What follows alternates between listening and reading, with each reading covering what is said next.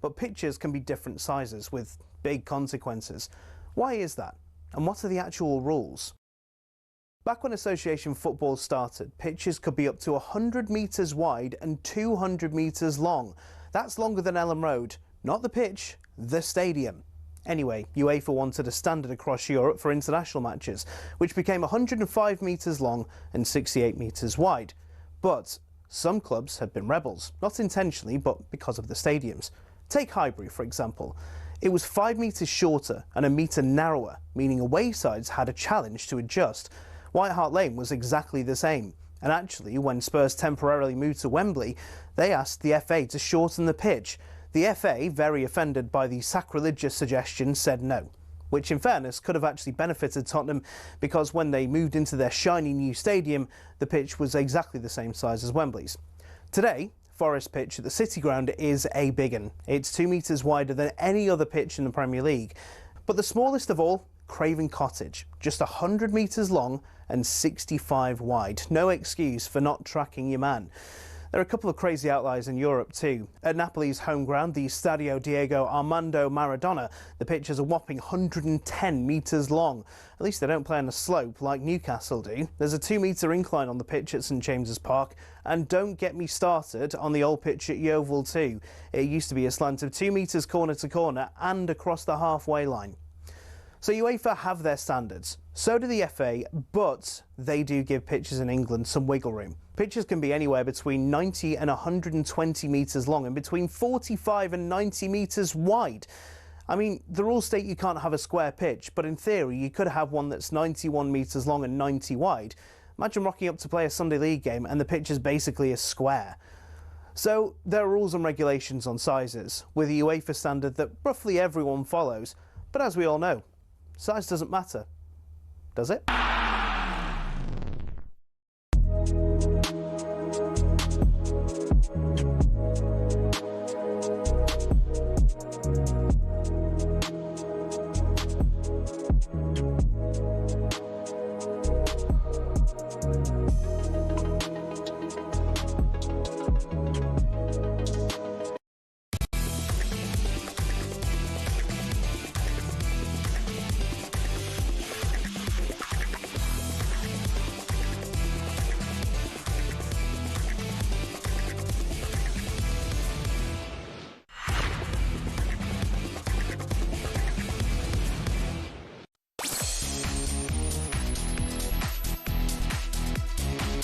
Here we go, 4 o'clock in the afternoon. You know what that means? It's Drive. Oladipo, Gabby, Agbonlahor. Coming up today, we're going to take a look at Manchester United's front four. Sheshko's all but done, isn't it? So that would mean Bruno, Cunha, Mbermo and Sheshko. How far can that take them? Top 4, maybe? We'll discuss it. Newcastle's tough summer continues as another of PIF's clubs, Al Nassr, look to hijack the Vissa deal. Vissa looked like he was going to be on his way to Newcastle from Brentford.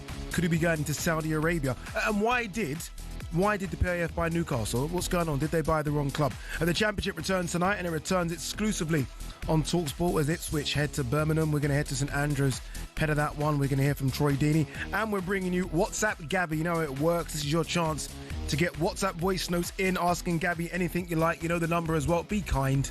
Be nice. Please, nothing please. silly, please. All that plus Gabby wants to get something off his chest, as he does every single day. And we're going to hear from the Lionesses' penalty hero, Hannah Hampton, as she revealed her secret tactic to winning the penalty shootout.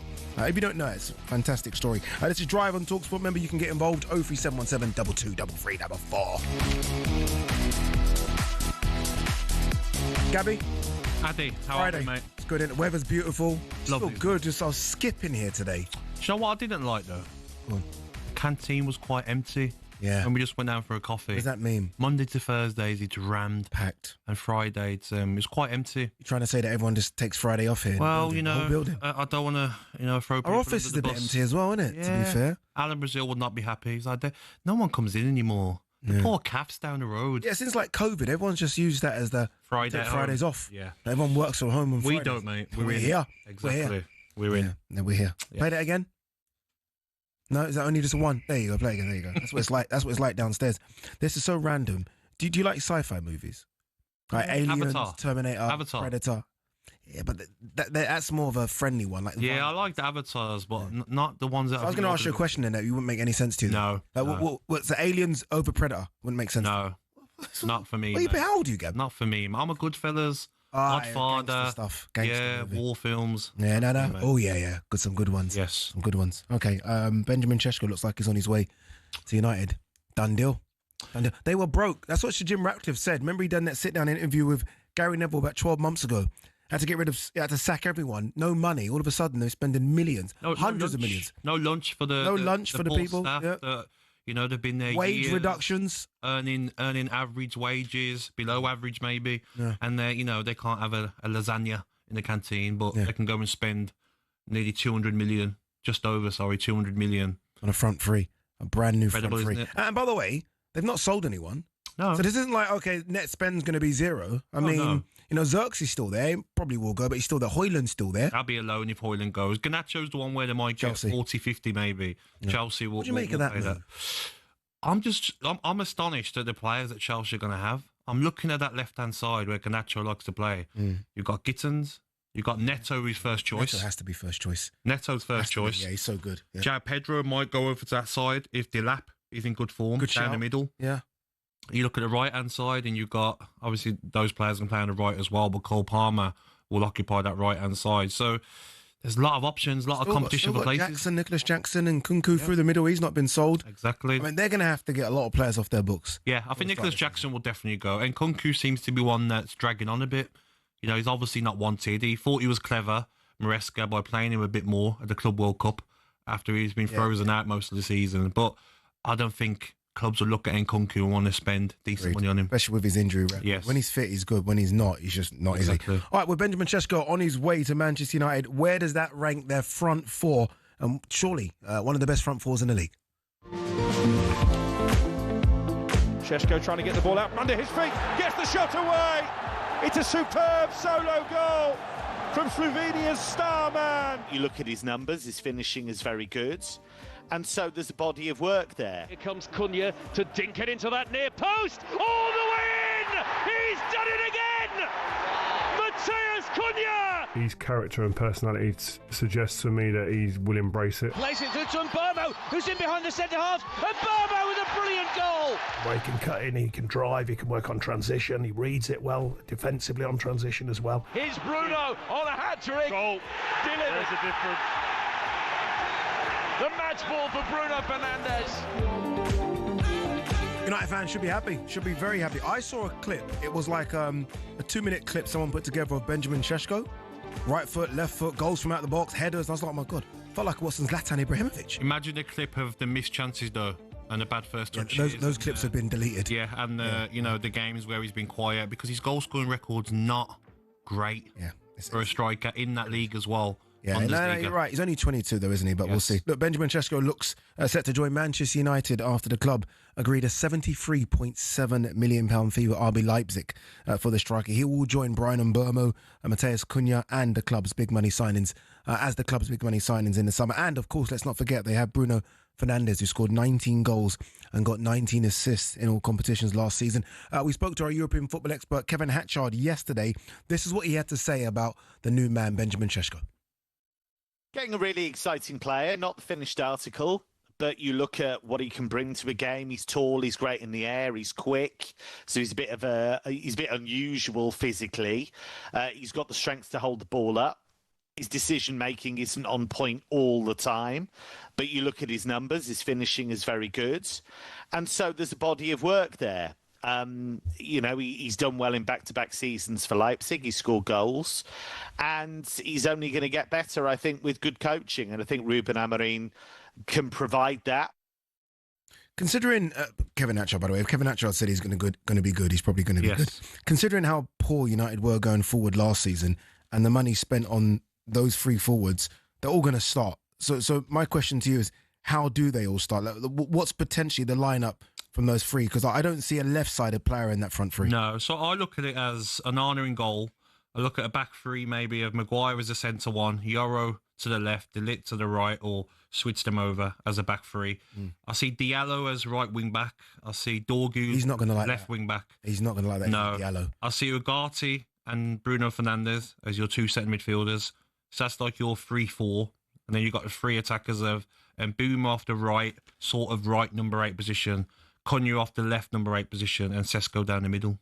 So the whip's really coming from the wing backs, isn't it? Yeah, but ultimately. Yeah, but it's all good going forward. But all the best when you're playing Arsenal and Martinelli, Madueke, or Trossard on that left-hand side. And you got Diallo as your right wing back, and maybe De Ligt as your right side centre half. Ouch. Good luck. Yeah, good luck indeed. Bruno, 100% is a cert, right? I mean, he's the captain. He's your best player. Ugati's not, though, is it? Because that position could be Kobbie Mainoo, it could be Casemiro, it could be Mason Mount. Are you sure it's going to be? I mean, you never know what Ruben Amorim's going to do, but you think Ugati's got the front foot in all of them? I think because he's the most defensive-minded out of all their midfielders, and he's got more legs than Casemiro. Yeah. I think Ugati will start. Is he the answer going forward? No, he's not, because Luis Enrique gets rid of players that maybe can't run around. Maybe Asensio he didn't want because he can't run around. But also, if you can run around, you've got to be able to pass the ball. And your distribution's got to be top, which Ugati isn't. He will win that ball back. He's aggressive. He'll get a tackle in, but then you'll give the ball away. I've seen a goal pre-season against Everton, which Everton scored, I think it was NDI. And he tackled a player, then tried running out of it, give it away, and then got punished. Yeah. You know, if you look at the top teams in the Premier League, I know people say, oh, you bring your team into it, but Kamara for Aston Villa, Buba Kamara, we signed him to a new contract. He's got the legs as well. Everything, and the composure. Yeah. So he can win the ball back, and he can play that ball through the lines to start the attack off. Ugati's not going to do that, and that's the problem Manchester United have got, and that's why they're interested in Baleba, which is not going to happen. But maybe next season it does. Yeah. In terms of that front four, yeah, let's put Bruno into that front three, right? So in terms of a front four, one of the best in the league. Oh, look, is it? On paper it is, right? Yeah. Is it? Is it not? No. No. I can name 1, 2, 3, 4, 5, 6 better. Go on then. Who? Liverpool, number 1. Yeah. Wirtz, Ekitike, Salah, Gakpo. Fair. Yep. Arsenal, Saka, Martinelli, Odegaard, Gyökeres. I think that's better. Man City, Haaland, Marmoush, Foden, Shirky. Chelsea, João Pedro, Palmer, Neto, Enzo Fernandez.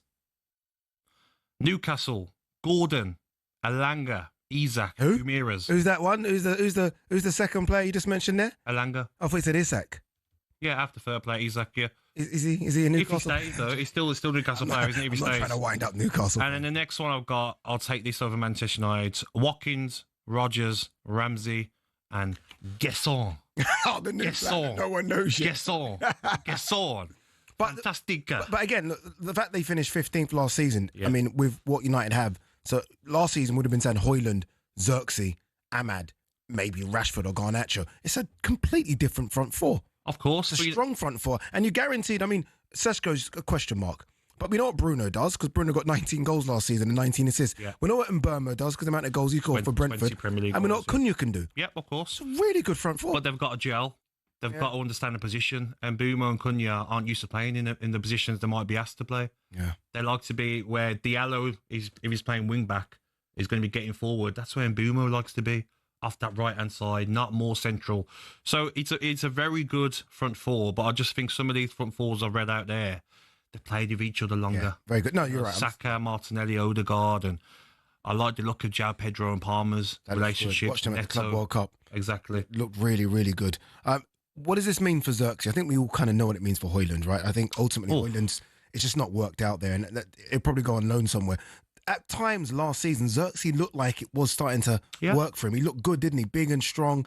Remember that there's that clip I know it's a little clip, there's a clip of him sort of nutmegging Saliba. Yeah. Where he just looks so composed doing it, like he's got something there. Oh, 100%. I mean, he's strong, big, strong. He's got a great touch, holding the ball up, and his finishing's got to improve. But they're talking about two young players still in Højlund and Xerxes. And maybe when you want to fight on everything next season, yes, they're not in Europe, but Premier League, finish as high as you can, FA Cup, Carabao Cup, maybe you come on for Sesko after 60 minutes, Højlund. It's going to take him time to Xerxes, you come on for Cunha. Players don't play the full 90 minutes. Don't forget, Garnacho's going to go, Rashford's gone, Sancho and Anthony aren't part of the plans. So your bench is you're going to need Højlund on the bench, you're going to need Xerxes on the bench, you need a squad. Yeah. You can't just have a starting 11. that team that you just read out, that starting 11, and it probably is going to be close to that. Where does that team finish in the league? That team finishes for me between 8th, 9th and 10th. Yeah, around that. No, it's a good shot. Because I just think defensively, Addy, if I looked at Arsenal, their first game against Arsenal, if I'm an Arsenal attacker, I'm like, oh, that looks nice. If I'm Martinelli or Madueke, I'm looking down that left-hand side. Ooh, yeah. Ahmad ain't tracking back. Yeah, I mean, Maguire was their best defender last year, Manchester United, but Yoro I'm not sure of, and he probably needs more time to adjust. De Ligt, there's a reason why Juventus and Bayern Munich got rid of him, not good enough. Onana in goal, not good enough. So I still think defensively, Manchester United will mess up this season. All right, we're taking your calls on this one. Where does Manchester United's front four rank amongst the best in the Premier League? And with that front four, I mean, surely they're not going to finish 15th. Where do United have to finish this season? 03717 223344.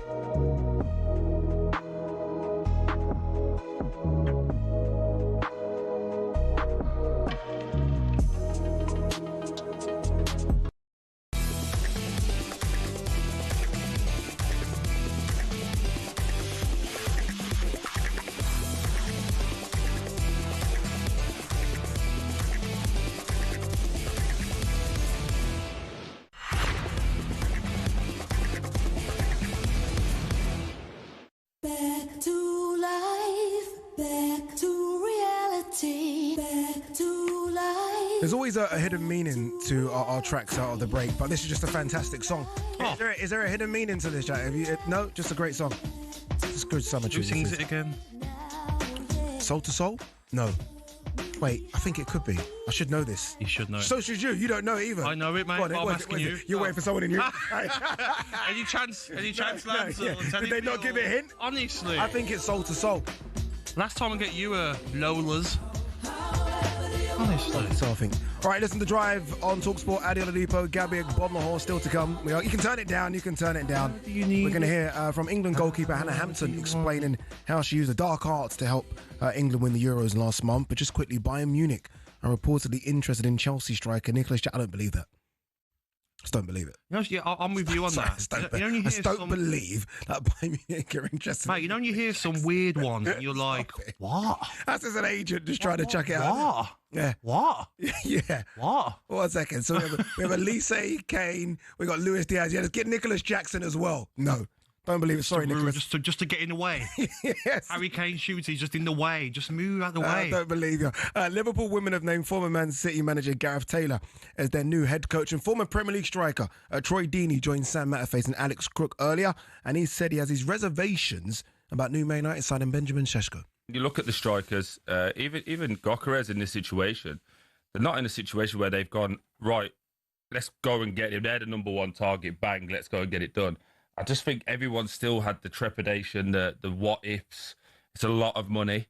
I think his stature and his goals, he's got 89 goals in the last 5 years, so someone who scores regularly. But can he adjust to English football? We're not sure. Will that Man United style suit him? We're not sure. So there's a lot of questions, but I do think it's, they had to go and get someone a little bit better. I still think Højlund is a decent player, though.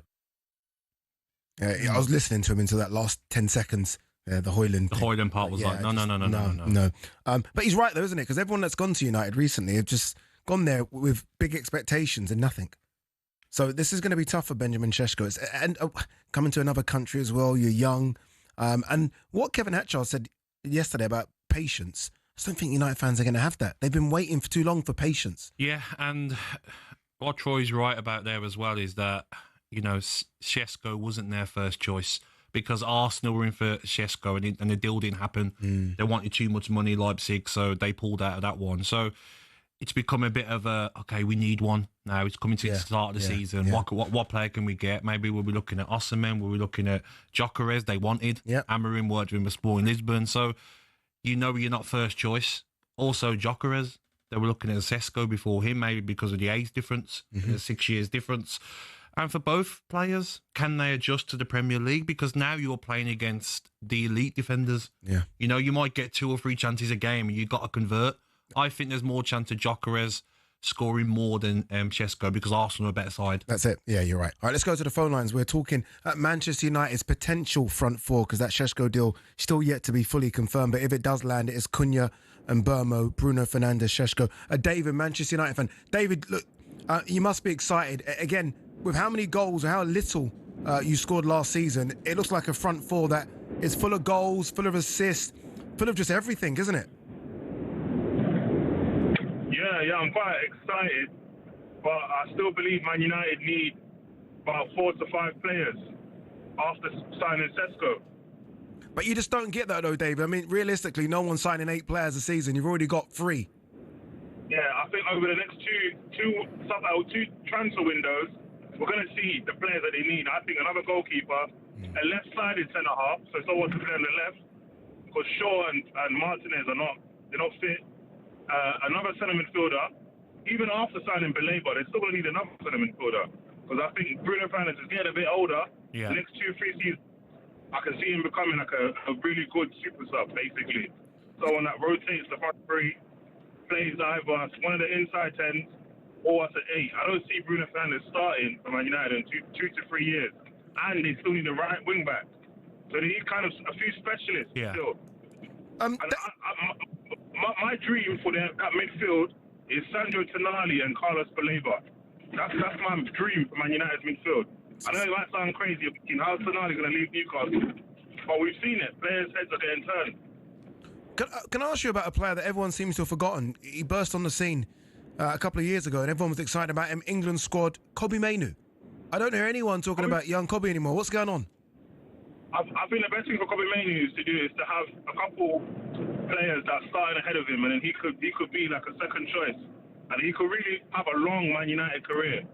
Because I don't think he's going to be the one that starts, but he could be, you know, a player that plays in cup games or a player that gets rotated in the squad, and he has a long career by doing so. Yeah. But I just don't think the man that fancies him to be his number one in the midfield pairing. It's going to be hard, Man United's midfield, because they're playing two centre halves or two centre midfielders, and then that's it. It's going to be very difficult. It's going to look crazy sometimes this season because Bruno's not a traditional centre midfielder, and who's going to partner with him? We still don't know. True. It's going to be more struggles, I think. It's good call. David, appreciate it. He's right, though, isn't he? I mean, as much as we can get excited, or United fans can get excited about the front three they've got, ultimately, you heard it there, need 5 more. Oh, 100% loads you more, do. don't they? And that's the frustrating thing about Manchester United fans, what you see, is that when Fernandes just play deeper, you just see players get past him with ease. Yeah. And that's not his fault. He's not a tackling midfielder. He's not got the speed. So if I'm playing against Arsenal, if I'm Odegaard and Rice, I'm like, let me try and play on Bruno Fernandes, because I know he's not going to match. What's his ideal position, Bruno? Did you look at him and think he could be a 10? I just don't think his formation suits him. I think like what most of the Premier League teams play, like a 4-3-3. Perfect for him. And do you play like a 4-3-3 with 2 sitters and Bruno Fernandes as a 10? Or do you play a 4-3-3, 1 sitter and 2 8s going forward? If your number 6 is outstanding like a Baleba, Casado, you can afford to have Bruno Fernandes further forward. Look at Enzo Fernandez. Yeah. Similar sort of player who's not got the pace, who's not got the tackling, but he can make late runs into the box and score goals further forward. It makes you wonder. Obviously, look, there was a lot of interest from Saudi for Bruno, weren't there? Yeah. There was a lot of money being put on the table, massive wages. You wonder if both parties, and I say both parties meaning United and Bruno, have made a mistake by not taking that. Maybe it would have worked out better for him. Yeah, I think the money that they could have got, but then you look at what they're spending now, and it doesn't seem like they needed that money. So maybe that's the reason Amorim says, listen, we don't need to sell Bruno Fernandes to go and buy the players that I want. Yeah, we'll see how it looks. We've still got money. It's loads of money. All right, still to come, we're going to be asking if Birmingham will make it back-to-back promotions ahead of a return to the Championship tonight. Remember, their take on Ipswich. But first, it's time for No Googling. Question is, we want to know who is the only side in the top 4 leagues to have won the opening league game of the season in each of the last 5 campaigns. I'll read it out again. Who is the only side in the top 4 leagues to have won their opening league game of the season in each of the last 5 campaigns? Nobody's getting this. Answer when we come back.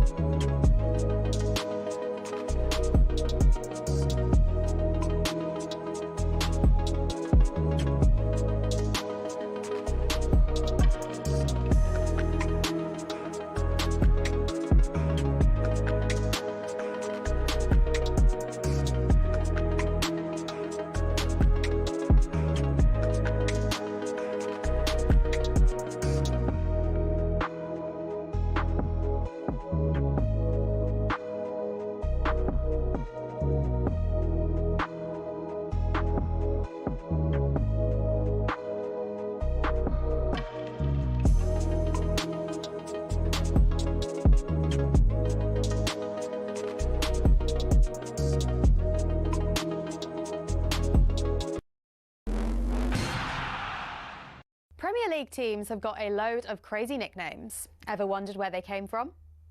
Some are pretty straightforward. Arsenal are the Gunners because they were founded by a group of munitions workers, and Bournemouth are the Cherries because their old stadium was built right next to a cherry orchard. Then there's Everton. They're dubbed the Toffees, but why? Well, because when the club was formed, just down the road there were 2 local toffee shops. Ipswich Town nicked their nickname off their opponents in the late 90s, Birmingham. The term Tractor Boys was chanted as a way to tease the team about their farming background, but they started using it themselves as a way to cheer on the team in victory instead. Take that, Birmingham. Let's head to Leicester, famous for more than just a red, well, orangey cheese and Jamie Vardy. Leicestershire's also the birthplace of fox hunting, hence the Foxes. Crystal Palace's nickname came from an extreme makeover. They were having a nightmare run in the 70s, and when they were relegated, their manager, Malcolm Allison, wasn't having it. I know what will make us better, he thought, a new nickname. The Strong and Deadly Eagle sounded like a pretty good bet. And there's more to that story. Brighton used Palace's nickname to inspire their own. Ooh, bird, they thought. Let's just pick a different one for us. And so, in a heated match between the two teams back in 1976, when Palace fans began chanting "Eagles, Eagles," Brighton fans had the perfect reply: "Seagulls, Seagulls."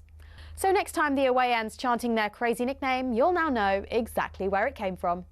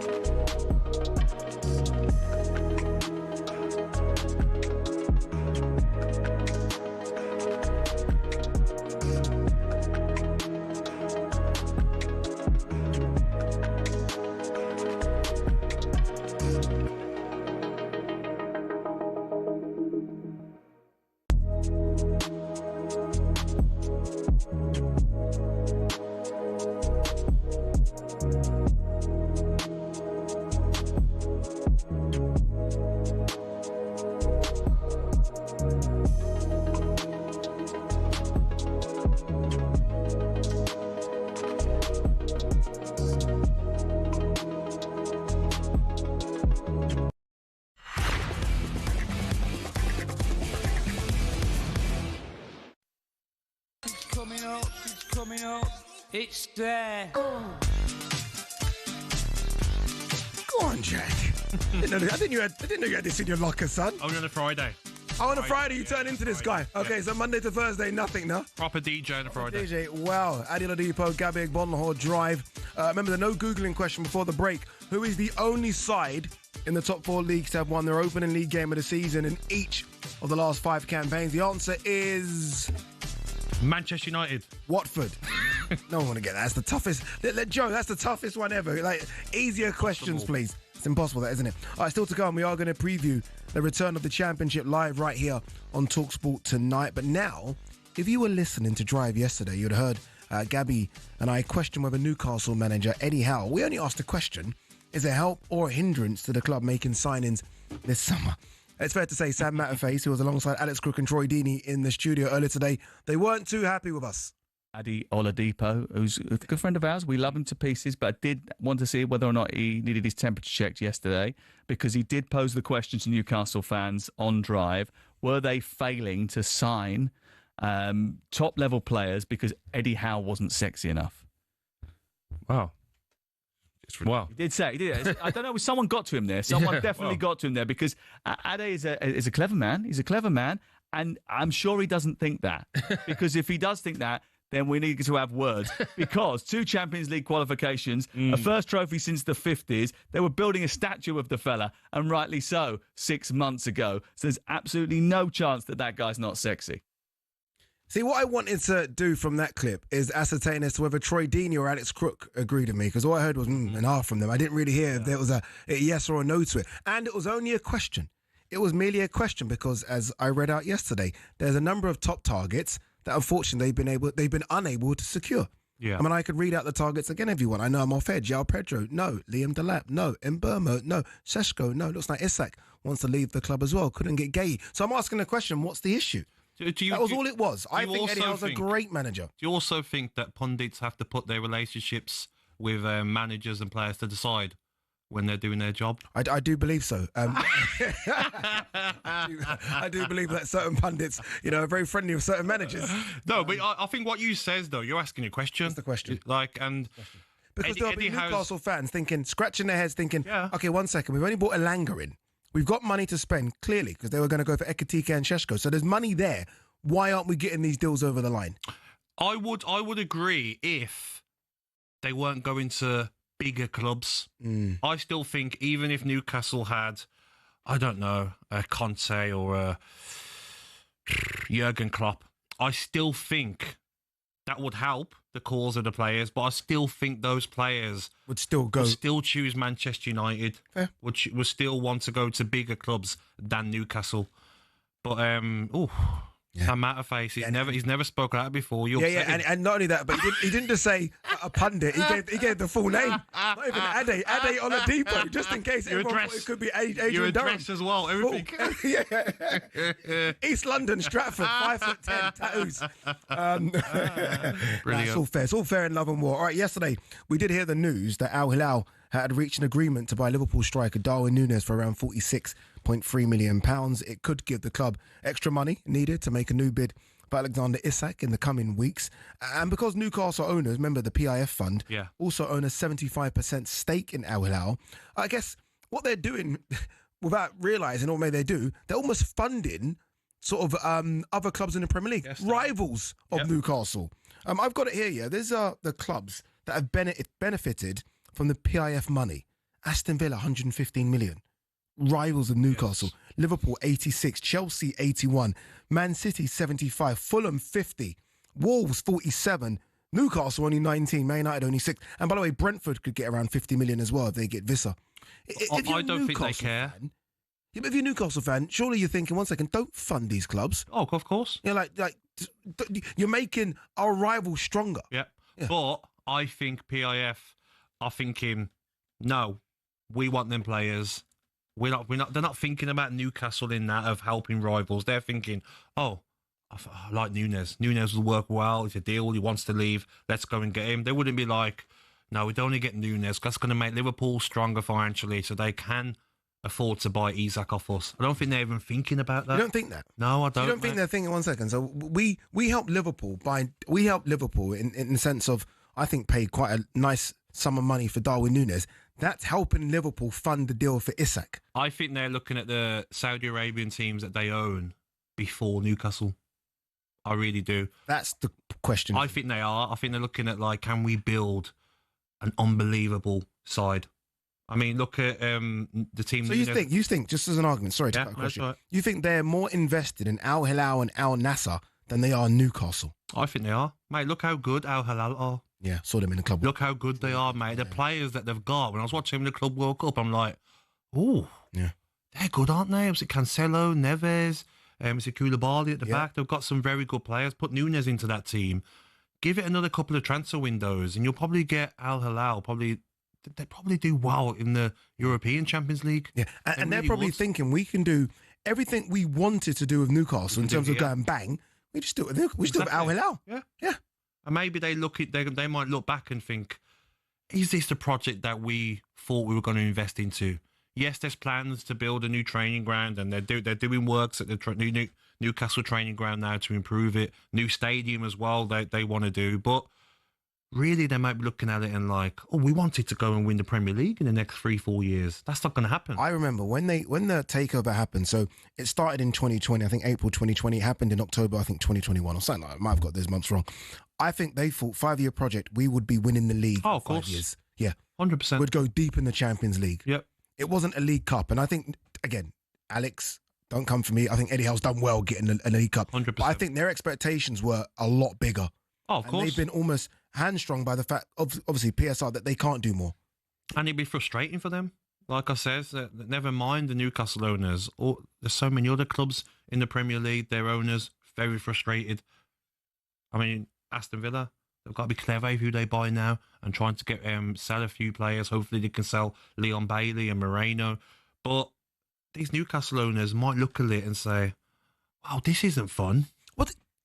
This isn't fun. We've got all the money anyone could ever think of, by far the richest club in the world, but we can't spend it. So what's the point? And the last thing they want to hear is the best player by a country mile. I mean, they've got great players. Bruno Guimaraes, fantastic player. Tonali, but their key asset is Isak. The last thing they want to hear is their best player wanting out. Because you're not hearing that in the other big projects, are you? Not at all. No one at Man City was ever saying, I want out. No one at, when PSG got taken over was putting their hand up saying, I want out. You don't want to hear your best player saying, I want to get out of this. No. And I think they will love the fact that Newcastle in the Champions League. It'll be an outstanding season for Newcastle in the Champions League. The owners will love that.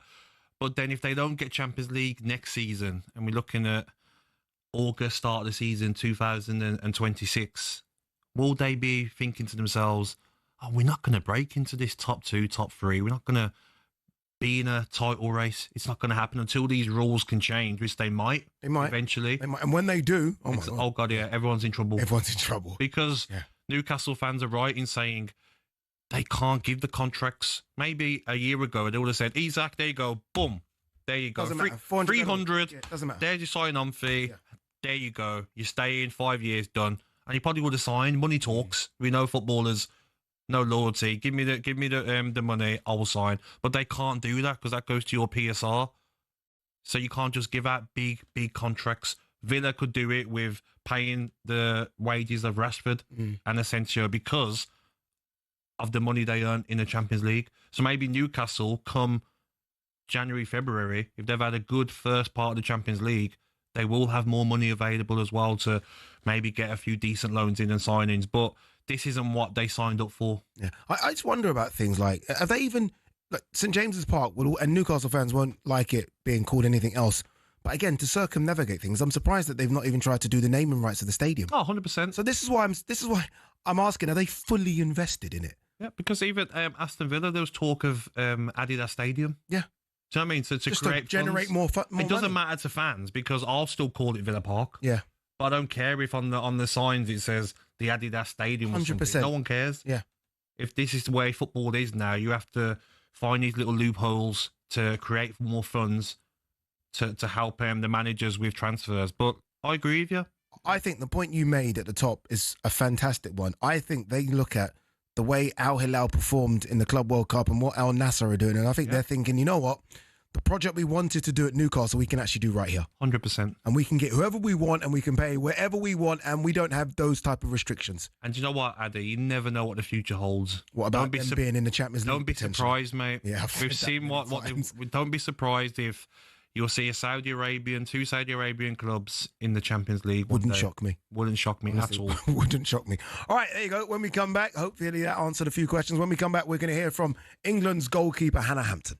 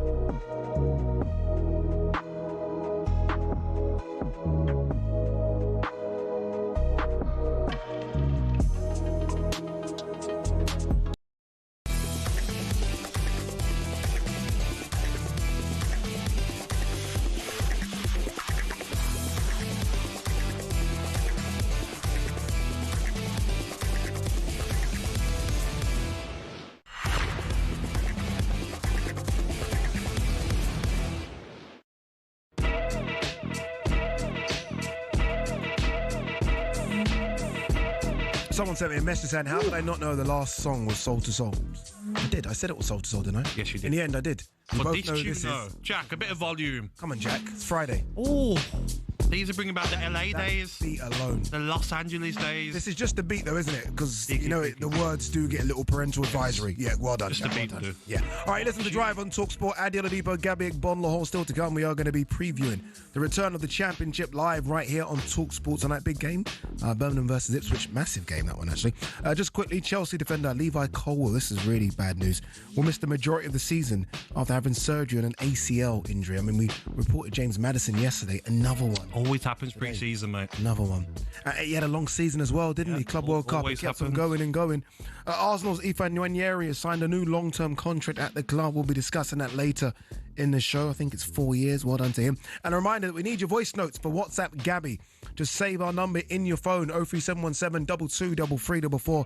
Head to WhatsApp and send a voice note asking anything you like, anything reasonable. It can be about football or just life in general. And don't forget to leave your name and who you support. Now, it's time for this. Weekend preview on talkSPORT with Paddy Power. For more racing tips, check out their podcast, From the Horse's Mouth, with Ruby Walsh and our own Paddy Power. The podcast for racing fans, by racing fans. T's and C's apply. 18+, buildup.org. All right, it's time to talk racing now. Here's Ryan McHugh from Paddy Power with all the latest nudes on odds. Ryan, what you got for us today? Yeah, so the Sugar Cup, lads, takes place tomorrow at Ascot. It's the feature of the weekend. 1:35 is the start time for that. It brings jockeys from all over the world together to compete both individually and in teams. It's an annual event run at Ascot, so it's something a bit different. It's a 6-race card, each race bar 2 over different distances. And the first up are the sprinters at 1:35. The one I like in this is Manican, although out of form. He has course and distance form in the past, and he looks to have a decent each-way chance in the first, with Holly Doyle in the saddle. The Stayers are up in the second, lads, and fresh off his Northumberland plate success at Newcastle. Spirit Mixer is 7-2 to follow up that win. Joanna Mason is in the plate for that one. One of the bigger price on the last race in the card, the half-4 race, is Too Tempting, now out to 20-1. I think that might be worth something each way. He's dropped a few pounds in handicaps of late, so I'm hoping he can rediscover a bit of his old form. But do keep an eye this evening or in the morning for our top jockey or top trainer markets. They prove popular amongst customers over the years with the Sugar Cup. It gives you an interest in every race without actually having a bet in every race. You can back either a particular jockey to be top jockey or a particular team to win the team event tomorrow. But it all kicks off at Ascot at 1:35 tomorrow, lads. Top man Ryan, very good, isn't he? Just like, is he reading that? Or just come off the top of his head? That was fantastic. I remember, if you want to, that was really good stuff, right? Top man. Remember, if you want to keep up with all the latest racing news, Paddy Powers from the Horse's Mouth podcast is available every single week, and you can download the latest episode from your usual podcast provider right now. 18+, begambleaware.org. Weekend preview on talkSPORT with Paddy Power. For more racing tips, check out their podcast, From the Horse's Mouth, with Ruby Walsh and our own Paddy Power. The podcast for racing fans, by racing fans. T's and C's apply. 18+, begambleaware.org. All right, England goalkeeper Hannah Hampton joined Sam Matterface and Alex Crook and Troy Deeney in the studio earlier today to look back on their historic Euros win last month. And she also revealed how she employed the dark arts for the penalty shootout in the final. The Spanish keeper had it on their bottle. Yeah. So I thought, when she's going in goal, just pick it up, chuck it into the English fans so she can't have it. You know? Did you do that? Yes. Well, she can't have it then. There you go. So then I don't ever put it on a bottle because anyone could do that. So I put it on my arm. And I think that the TV caught that. Yeah, makes sense. If you put it on a bottle, then yeah. This is just great. I love it. This is the art of war. Exactly. So you picked up her bottle that she was going to use in the shootout. Yeah, it wasn't hard. When she's gone in the goal, it's on its own, isn't it? It's in a towel. You just pick it up. See, when did she realise? Did you see the moment she realised? saw my bottle in there instead. Mine's blank, but it's the same. Like obviously the same sponsors and stuff. Yeah. So I just put mine in there, chucked her one into the fans, and she had an empty bottle. So Brilliant. she was looking where it is. Brilliant. That's fantastic. I love it. I love it. I mean, it's just, I think the dark arts of football are part and parcel. Oh, whatever it takes. See Sam's reaction, like, what? Yeah, surprised, but I think it's whatever perfect. it takes. Emi Martinez, look what he done at the World Cup. Look what he does every game plays at Aston Villa. Any way you can put an opposition player off, even like the ball, we tend to go and give it them and throw it away. When he done that at the World Cup, I didn't care. Yeah. Whatever it takes. Is No it one's going to wrong, remember though? that. Is it wrong? I don't care. No, but is it wrong, though? I don't think so, no. I think find a way to win. Yeah. It's not cheating. It's putting an opponent off. I don't mind it at all. Yeah, she's done well, Hannah Hampton, hasn't she? Because when you think of it, it was Mary Earps for years. Yes. And Mary Earps is such a good personality, massive personality in the England squad. And ultimately, as soon as she said she's not going to the Euros, everyone's like, what? What we're going to do? Yeah, what we're going to do? Panic stations. Exactly. And I think Hampton at the time only had a few caps for England. I know she's done it under 17s, under 19s, under 21s, but inexperienced relatively at the big ones. And then she comes in and she's fantastic. And it's How not many just penalty saves? 4? Yeah, but it's not even just the penalty saves. I mean, they were outstanding. But I remember watching a game and her pass from the back in behind, it was like a ping with a bit of swerve on it into the channel for Alicia Russo. So even a distribution from the back is special as well. So we've got to trust the manager. Serena Wiegman chose her for a reason. Yeah, and again, I mean, we spoke to Millie Bright yesterday. Obviously, Hannah Hampton plays for Chelsea as well. You look at that Chelsea side, they've got so much experience, and she's going to be one that I guess for Serena Wiegman, I mean, she's there now. She's a young keeper as well. She's there for the next 3 or 4 tournaments. Oh, of course she is. Yeah. And the women's game is getting more exciting now. WSL is going to be exciting this year. I'm sure there'll be more eyes on it now. Yes, it was fantastic when we won it in 2022, but to go abroad and do it just seems to me like it's a bit bigger. And like I said yesterday, you look at what Arsenal have got in that firing line. Incredible, isn't it? Blackstenius is a top player. He caused us problems when we played Sweden. Michelle Aguimang. Can't wait to see her. Exactly. Alicia Russo. Yeah. So they're going to be a problem, Arsenal. Yeah, on Hannah Hampton as well, the Ballon d'Or list came out yesterday. I mean, obviously the big talking point was Scott McTominay, rightly so. Yeah. Hannah Hampton was nominated in the Ballon d'Or list as well. Goalkeepers never win it, by the way. You never know. You never know. Mean, considering the Euros that she's had and the work she's done for Chelsea, you never know. But look, they don't win it. But the fact she's even on the list, what a year it's been for her. Oh, 100%. Incredible. And I think... She's on talkSPORT with us as well. I mean, insane. Yeah. But I'm hoping that one of our girls does win it. I don't know what the odds are. We'll have to check that out. But even Alicia Russo has been outstanding. Someone in that Spanish team, innit? Yeah, but someone in that Barcelona team's winning it. Well, they didn't win the Champions League. Arsenal won it. They didn't win the Euros. So should it be? Yeah, Barcelona always win it. Exactly. Someone from Barcelona always wins it. When we been. come back, obviously it's a big one tonight. Championship kicks off. We're all excited about it. Big game as well. Birmingham versus Ipswich. When we come back, we're going to do a deep dive into the championship, and he's going to really try his best to big up Birmingham City as well.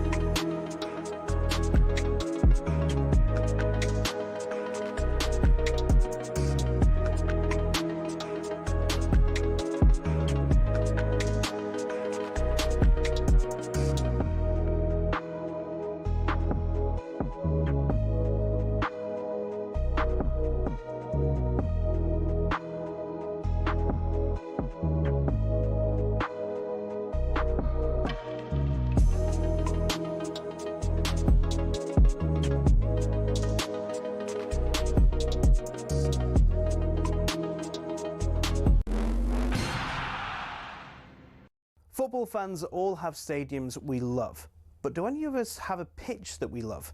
It might sound like an odd question, but pitches can be different sizes with big consequences. Why is that? And what are the actual rules? Back when association football started, pitches could be up to 100 metres wide and 200 metres long. That's longer than Ellen Road, not the pitch, the stadium. Anyway, UEFA wanted a standard across Europe for international matches, which became 105 metres long and 68 metres wide. But some clubs had been rebels, not intentionally, but because of the stadiums. Take Highbury, for example. It was 5 metres shorter and a metre narrower, meaning away sides had a challenge to adjust. White Hart Lane was exactly the same. And actually, when Spurs temporarily moved to Wembley, they asked the FA to shorten the pitch. The FA, very offended by the sacrilegious suggestion, said no, which in fairness could have actually benefited Tottenham because when they moved into their shiny new stadium, the pitch was exactly the same size as Wembley's. Today, Forest Pitch at the City Ground is a big un. It's 2 metres wider than any other pitch in the Premier League. But the smallest of all, Craven Cottage, just 100 metres long and 65 wide. No excuse for not tracking your man. There are a couple of crazy outliers in Europe too. At Napoli's home ground, the Stadio Diego Armando Maradona, the pitch is a whopping 110 metres long. At least they don't play on a slope like Newcastle do. There's a 2-metre incline on the pitch at St James's Park, and don't get me started on the old pitch at Yeovil too. It used to be a slant of 2 metres corner to corner and across the halfway line. So UEFA have their standards, so do the FA, but they do give pitches in England some wiggle room. Pitches can be anywhere between 90 and 120 metres long and between 45 and 90 metres wide. I mean, the rules state you can't have a square pitch, but in theory you could have one that's 91 metres long and 90 wide. Imagine rocking up to play a Sunday League game and the pitch is basically a square. So there are rules and regulations on sizes, with a UEFA standard that roughly everyone follows, but as we all know, size doesn't matter, does it?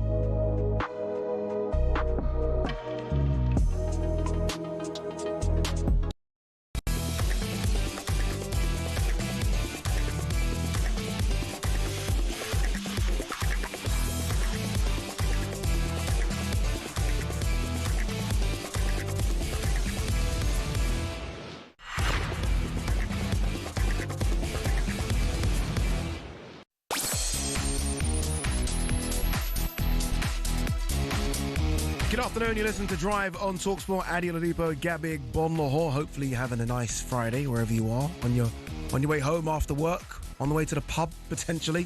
Wherever you're listening to us, hopefully you're enjoying it. Still to come, Gabby is going to be reigniting his beef with the PGMOL. You're going to want to listen to this. But now Birmingham hosts Ipswich as the championship returns tonight, and it's live right here on talkSPORT. Birmingham City have been promoted to the Championship for the first time of asking. There is a lot of expectation how things have changed at Birmingham City. I think it's going to be really, really competitive next year. I can see Birmingham being right up there. It's going to be a great season ahead. I can't wait to get started. Birmingham City to finish top, obviously. You actually think they're going to finish top? Of course. Why not? And on the follow-up, Stansfield puts it in. We have to surround each other with a group of people that allow us to all be successful. That's what makes a great team. They They've only won here once all season, and that's the bottom line, and that is pretty much the relegation picture, all but done and dusted. Ipswich 1, Wolves 2. I thought Ipswich would have done a lot better. There'll certainly be things that we look back on and think that we got right, and there'll certainly be things that we look back on that we think maybe we could have done that a little bit differently. Ipswich, I do think, are the favourites for the league. Davis delivers high, left-footed! The stomping header is in, and would you believe it?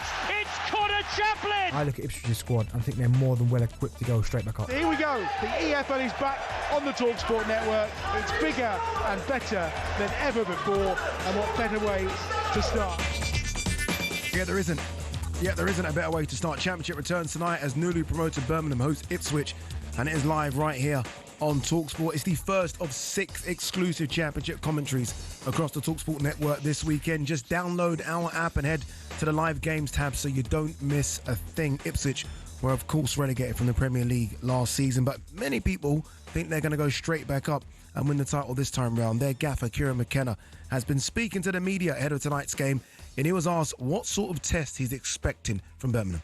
From watching them this week and over the last couple of weeks sort of preparing for the game, I expect them to be a very, very strong side in the Championship. I certainly think they'll be up there, thereabouts at the top end of the division. They've got a very good chance to be. They were a very strong. I thought they were a strong side last time they were in the Championship, to be honest, when the season that we competed against them in the Championship. But obviously some decisions and different things went against them, which can happen, and they ended up in League One. But from that point, they've only invested and recruited more. So it's a very strong team, a big club with a good manager and a very good playing squad. So I think they'll be, very, very competitive this year. Very, very respectful, Kieran McKenna. Yes. Very good manager as well. Any pressure under you remember back in the last season, or sorry, the start of the season? Remember there was even links with United in Kieran McKenna. Of course. Obviously, it didn't play out too well in the Championship, in the Premier League. But that's fine, right? They were never expected to compete really, but there will be pressure to come straight back up. 100%. I mean, you've got Hurst and you've got Smodics. Yeah. Very good player. Good Championship player. Who could probably nick a move to the Premier League, the lower teams in the Premier League. And you look at the players, Hutchinson's still there if he stays as well. They're definitely equipped to come straight back up. And there will be a bit of pressure. It's a great signing, and Ashley Young coming in there with a bit of experience, and he'll play more football than people expect. But definitely when that squad sort of stay together, you see sometimes teams go up and then they come back down and they lose so many of their players. They've kept the core of their team. Apart from Delap, though.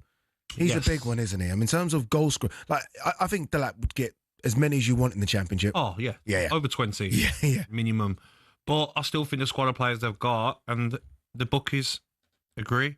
Ipswich 11 to 10 favourites to get promoted. Yeah, the bookies will have Birmingham close as well, though, won't they? Yeah, so they've got it in the order of Ipswich, Southampton, Sheffield United, and then Birmingham City, same as Sheffield United, 2-1 favourites. Wow. So joint third favourites to go up, Birmingham City. And I can see that happening in the playoffs. Anything can happen. I do see Birmingham City finishing in the top 6. So much that I've backed them. What? I have, mate. You've put some of your hard-earned cash on Birmingham. Because you know Can we what? clip this up, please, and send this on to the Villa fans? It's a win-win. Oh, because if they go down... No, if they don't make it, then, you sacrifice the money. If they do get promoted, I'm earning some money. You're going to be be making some money off the back of Birmingham. Exactly. Okay, Makes sense, doesn't it? Yeah, no, it's not bad. It's not bad thinking. Thank you. How good is it to have the Championship back? It's exciting when football's back in general. We were lucky this summer by having the Women's Euros and the Club World Cup, so it didn't seem like we were without football for as long as some Julys and start of August. But to get League 2 and League 1 back was outstanding, and then to get the Championship back, excitement builds. Then next week when the Premier League's back, it's like, okay then. Yeah. Everyone's back at work. Starter for the main course, isn't it? Everyone's back. The shows are all back to normal, how they're meant to be. But tonight's a big game, and Ipswich will be the favourites to win tonight. But I think, like Joe, producer here, he's not confident. He thinks Birmingham... Big Ipswich fan as well, Joe. Yeah, he's sweating a bit. Birmingham can put a marker down, though, can't they? And there's obviously pressure on Chris Davis as well, but Birmingham can put a marker there. Birmingham can beat Ipswich tonight. Yes. That's just sending out a message to everyone in the Championship, like, we're here. And as well, Addy, when you start a season, you always want your first game to be at home. The weather's good, fans are in a positive mood, especially when you brought in new players. It's just positive with Birmingham City now, no negatives. No pressure on the players now. New players, Damari Gray, Doyle. Can you go out there and show why the club have invested money in you? We're bringing you on loan. So the pressure's on Ipswich tonight, to be honest. And when you're playing without that pressure that Birmingham City are tonight, first game, I think they will get the result, and you can lay a marker down to the rest of the championship. Like, we're not here to just stay in the championship. We're here to get back-to-back promotions. Yeah, Chris Davis done a fantastic job. I mean, their points tally in League One was incredible. But I think we've seen, with that little behind-the-scenes doc showing the relationship between Tom Brady and Wayne Rooney and what Tom Brady has said after, we've almost seen a ruthless side from Tom Brady and these American owners. Have to be. Yeah, he's going to want, like, I think success for Birmingham is top half, getting into the playoffs, at least being around the playoff picture. Being close. They're going to want immediate promotion. Oh, of course they are. Yeah. They're pumping money into the club, the owner, and Tom Brady as well, who's got part ownership as well of the club. And I think they made a mistake in getting rid of Eustace. Yeah, John Eustace. And bringing in Rooney. So they will look back and think, we made a mistake here. And then... They wanted a Hollywood name, didn't they? Of course. And he was that. Yeah. But you can't do that. I mean, Wrexham didn't. True. Wrexham didn't go and get a Hollywood name. They kept their manager. But I think, like you says, can they get close to the playoffs? Can they have a run of like, okay, we might make the playoffs, but if we don't, we know we're going to reinvest next summer and go again. And like I said many times, I want them to come up. I think it's good for the city, it's good for the rivalry. And a club like Birmingham City, the history that they've got, they should be in the Premier League. How difficult is it going to be, though? They've made quite a lot of signings. To adjust. To adjust and immediately go bang again. Yeah, it will be difficult. I always thought it's unfair sometimes. I always feel, sorry to cut across, the players that got them out of League One have to be ruthless, mate. Is that, yeah. Don't get a chance to kind of prove that you can because compete. We've seen it with clubs that have been promoted to the Premier League. Okay, thanks for your service, but you're not part of the. You're not part of it. Look at Bamford. Didn't play much last season. You have to be ruthless. Okay, you're not going to be part of my plans. We'll help you get fit to find another club. Football, we spoke about yesterday. Football is no loyalty. Birmingham City do get promoted. 3/4 of the players, thank you for your service. We want to move you on. We need to get better players to stay in the Premier League. Yeah, it's the way it works. You can't be nicey nice. No, you can't. You're not going to achieve anything. No, 100%. Another game between a team that got relegated and a team that got promoted is Southampton versus Wrexham. And you were giving me the odds there. Southampton, one of the favourites to go back up. Obviously, look, parachute payments, Premier League club. They've kept a lot of their players as well. This is an intriguing one as well. Yes. Because this will tell us, Wrexham jump. We think what Birmingham's doing is incredible. What Wrexham have done. 6-1 to get promoted. Wrexham? Yeah, 6-1. I mean, Southampton are second favourite, 7-4. But after that is Sheffield United, Birmingham, Coventry, Leicester, Norwich, Middlesbrough, and then Wrexham.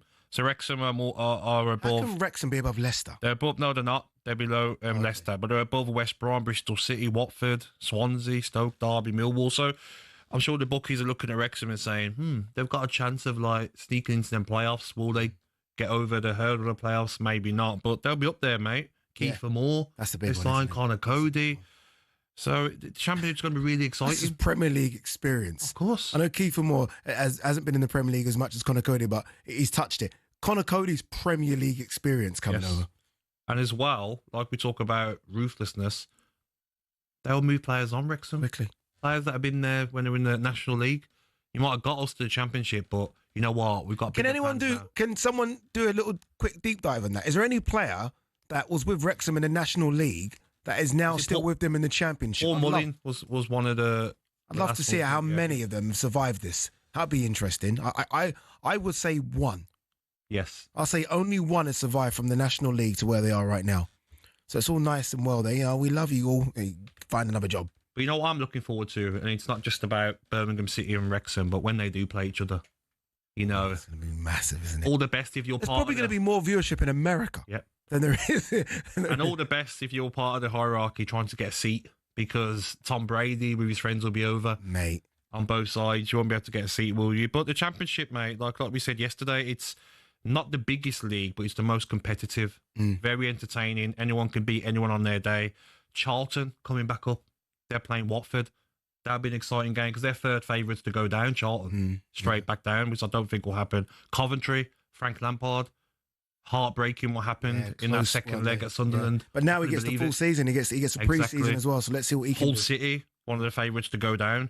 Apart from, like 7th favourite to go down, 16-1. So 16-1, sorry, to get promoted. One of the favourites to go down. But Southampton's first game against Wrexham What a massive at home. game. What a massive game. Is Dibbling going to play? Is his head there because of the talk about Everton? Is he turned up for training? Is he doing what everyone else is doing? We're going to have team news a bit later for that game. Remember, it is Ipswich versus Birmingham. Massive, massive game. A reminder, though, that we need your voice notes for WhatsApp. Gabby, just save our number in your phone, 03717 223344. Head to WhatsApp, send a voice note, anything you like. It can be about football, just life in general, music, films, whatever. And don't forget, though, to leave your name and who you support. All right, more coming on Drive when we come back.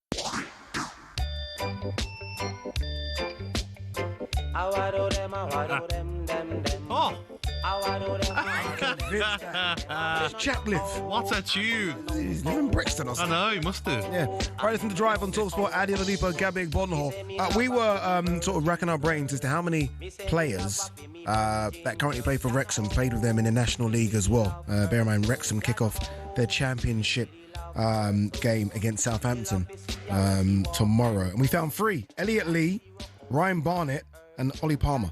It's pretty good, isn't it, though? Yeah, but it shows that there is quality players in the National League. That's what it shows. Sometimes you're not There getting you go, scouted. bang. There you go. All right, still to come, Gabby's going to be reigniting his beef with the PGMOL. This is going to be interesting. Just quickly, though, Chelsea are in talks with Manchester United over signing Alejandro Garnacho, having agreed personal terms with the winger. I don't see where he starts. If he was moaning about game time for United, and he's got Neto on that side. He's not as good as Neto. No, and also he likes playing Neto on that left-hand side. Garnacho prefers the left and the right. And on the right's Palmer. Exactly. Okay, all right. All right, reminder that we need your voice notes for WhatsApp. Gabby, just save our number in your phone, 03717 223344. Head to WhatsApp and send a voice note. Ask anything you like. And don't forget to leave your name and what club you support. All right, let's turn our attention to the world of boxing very briefly, because the BBC has signed a broadcast deal with Boxer, which will mean world-class professional boxing returns to prime-time, free-to-air television. The first event is expected to happen by the end of the year, with dates and headliners to be announced in the coming weeks. I think they want to do a blockbuster event around December. CEO of Boxer, Ben Shalom, joined the breakfast show this morning. He said it's a big deal for the sport. Everything all week will be shown on the BBC iPlayer, and then we'll have the best slot I think you could possibly ask for. A couple of 2.5 hours leading into match of the day, multi-fight, multi-year deal. So I think obviously it's amazing for us and myself and Boxer and the fighters, but I genuinely believe for the sport it's a historic moment for boxing, and we're always competing for eyeballs with other sports. We're always wanting to be on the front pages, and this puts us firmly in the front page. This is big. It's big. I mean, a lot of people have been saying, what's going on with Boxer? Obviously, look, lost the Sky deal, or Sky didn't renew their deal with Boxer. And I guess if you're a boxing fan, if you're someone that works under the Boxer promotion, right? I mean, Fraser Clark, Ben Whittaker, Adam Azim, you're like, okay, what's going on? All of a sudden, BBC. It's not. I think it's a good deal. I've seen some people be a bit sneery towards it, but ultimately it's free-to-air boxing. We've kind of got it already with the Sowlands and Channel 5, but BBC's bigger than Channel 5. So, but it won't be on BBC One, will it? Because of Match from of what the he Day. just said there, Match of the Day will be on, won't it? Yeah, but did he say it's the lead up to Match of the Day? Is that what I heard right? Almost as though it starts at 8 and then maybe BBC Two at 10:20. Yes, yeah, maybe something like that. Yeah. BBC Two's all right. Yeah, no, it's totally fine. But what does that mean? Because there'll still be fights that Boxer fighters will be fighting on DAZN, won't there? Because if one of the Boxer, yeah. So if you've got Bilham Smith, or you've got, like you said, Ben Whittaker, and they're fighting someone or two with Eddie Hearn or Frank Warren, then they'll go over. Or would it come the other way as well? No. Never come over to BBC? No, I doubt it. Those big ones will probably still be. Those big fighters, they know the difference between the Riyadh season Ring magazine purse. Yes. And potentially, again, I don't know, I don't want to get in trouble with Ben, but what the BBC will pay them. Yes, of course. And those Ring magazine purses, so your Adam Azim's, your Fraser Clark's, your Ben Whittakers, etc., will probably be looking to fight on there. But I think it's a great starting ground for fighters, especially those that have come through the Olympics, maybe, which is on the BBC. Yep. So you get one of those gold medals from the Olympics, and then you're on the BBC again with Boxer. I think that's the route a lot of boxers might take. Okay, then. Yeah. So talking about boxing then, because you know your stuff. I do know a little bit. A tiny little bit more than me. Yeah. Just a 1% more than me. An outstanding card next weekend. Looking forward to Dillian White, the new and improved Dillian White. How good does he look? Like physically, he looks really good. Yeah, he looks very well. That's going to be an outstanding fight. I want to ask you about the undercard. Mm-hmm. You said it's Adelaide versus Hrgovic. Yes, sir. That's a scrap, isn't it? Mate, that's like, let's have it. Perfect. That's not both of them can box. Who goes down first? This is like, let's have it. Like, you think you're stronger than me, you think you hit harder than me, and both of them are going to meet in the centre of the ring and try and dish it out. He needs a result, doesn't he, Adelaide? Yeah. Was it Wardley he lost to? No, the last one was Jimmy TKV, which he won, but it was quite controversial, the ending. Okay. And this is him taking a massive step up from that. Yeah. That was a British level fight, no disrespect, but that's what it was. This is a world level fight. But the risk reward is so good for him. Like, the risk is massive. The reward, if he beats Hrgovic, he's on the top table.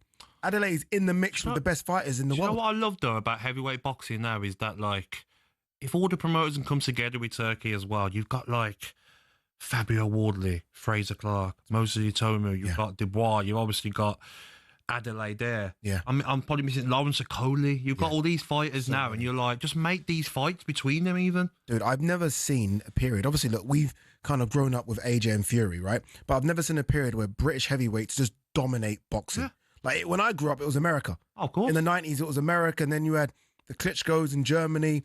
This is now, we dominate the scene.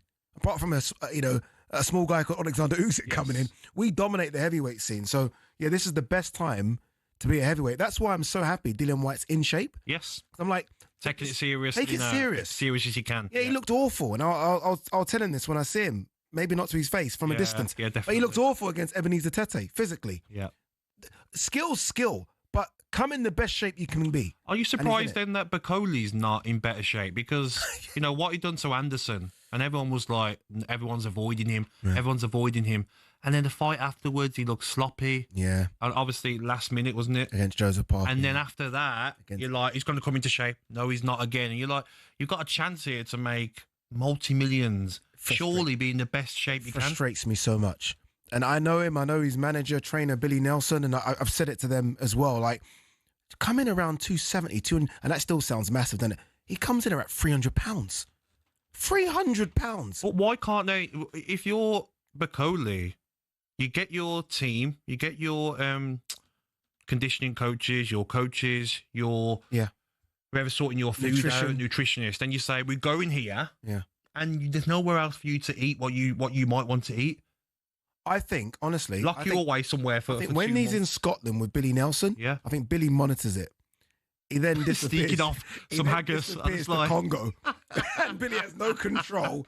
And he just puts on as much. And look, hopefully he's listening to this right now, because this is, and I said this to you yesterday, this is the worst time not to be in the mix in the heavyweight division. Yes. Dillian knows that. Dillian's not been active for 2 years, really.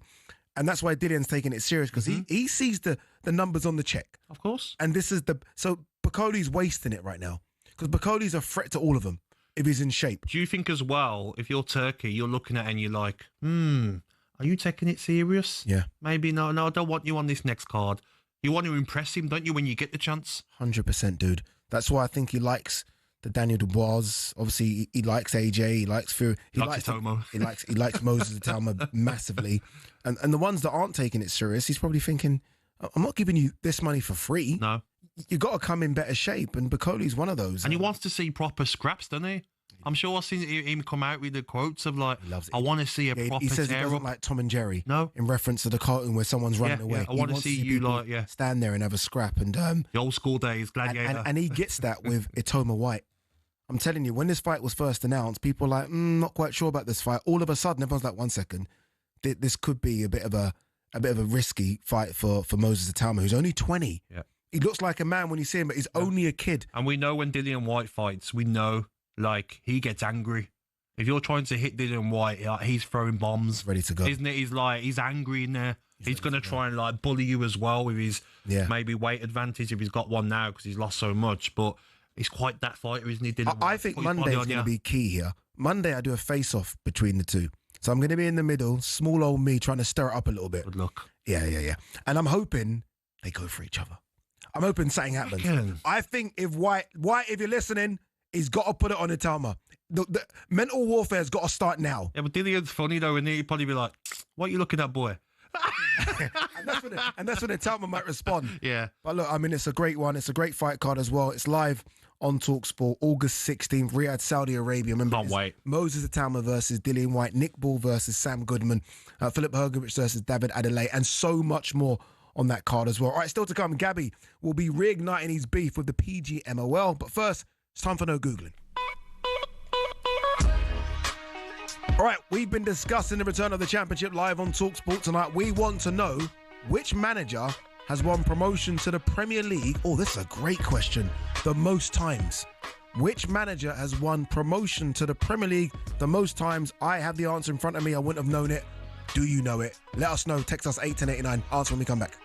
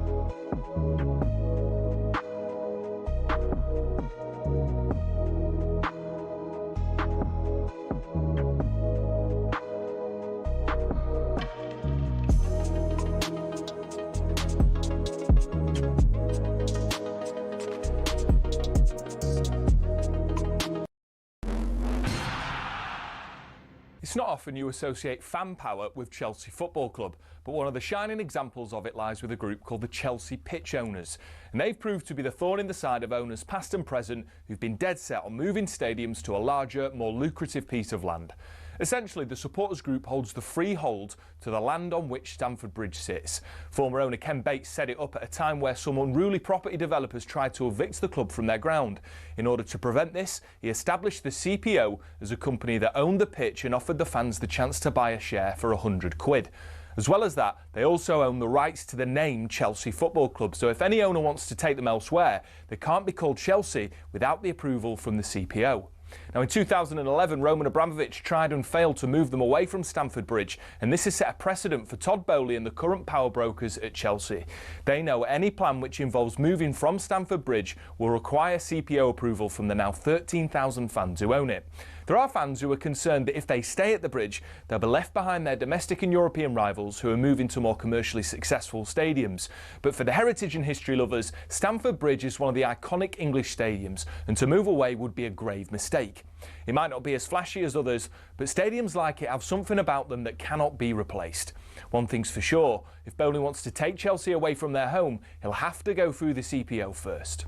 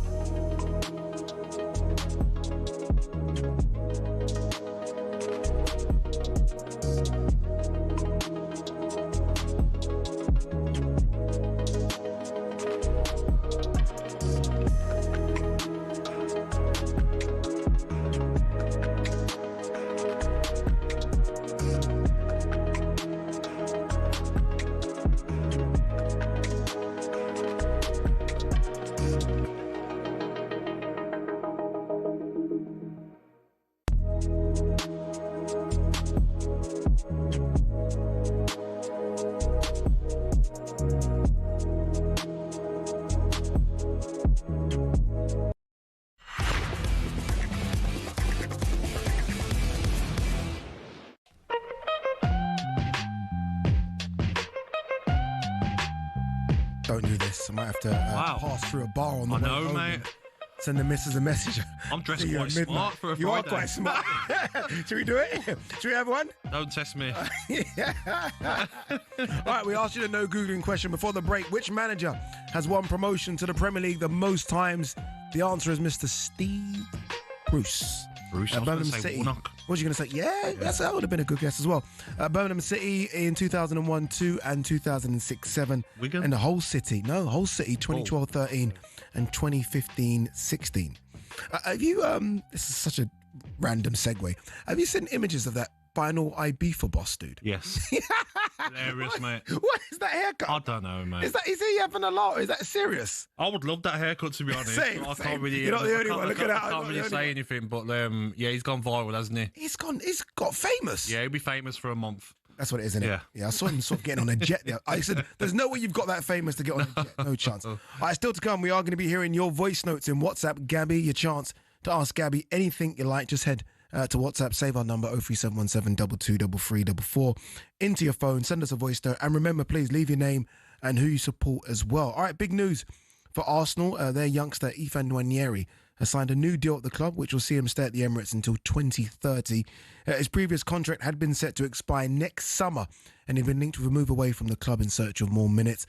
But the 18-year-old has now committed his future to Mikel Arteta's side, having made 37 appearances and scored 9 goals in all competitions last campaign. Good player. Oh, very good. Good player. Yeah, he will get his time, and when he does, he'll be there to take it 100%. Sterling played instead of him most of last season. I expect him to get minutes. Yeah, but he's on this. For him, does he not look and think, well, Saka's there? That's his best side, isn't it? That right side, or maybe even that Odegaard 10. So he's got the captain to oust, and he's got Saka to get rid of. But if you noticed last season, Arteta wasn't afraid to take Odegaard off more.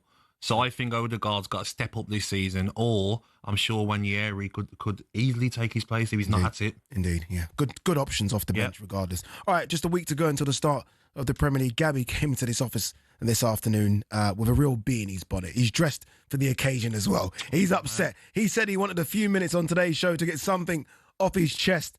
Floor is yours, my friend. What are you moaning about today? So, Addy, the final game of the season, Manchester United versus Aston Villa. Okay. Wait, sorry. What? Final game of last season. Last season, mate, yeah. We're moaning about things that happened last season. Okay, we're moaning because I sent a well-written letter, neat writing, even paid for a first-class stamp out of my own pocket and sent it to the PGMOL. You wrote a letter, Gabs. I wrote a complaint, and in the letter, I even put talkSPORT's address as the return address, and I haven't received a reply. What was you moaning about? So basically, if you watch the game, mate, it was Morgan Rogers scored a perfectly fantastic goal where he gets in front of the keeper. Keeper brings his hands out, miles off at the keeper what he's doing. But the referee thinks, because the keeper took a little dive, that Morgan Rogers has kicked the ball out of his hands, but he hasn't.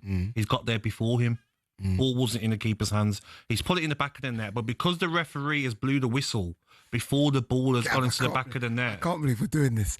So because when they told me we're setting this up for something, I can't believe we're doing this about last season. Because the referee blew the whistle before the ball went in the back of the net, VAR couldn't get involved and give the goal.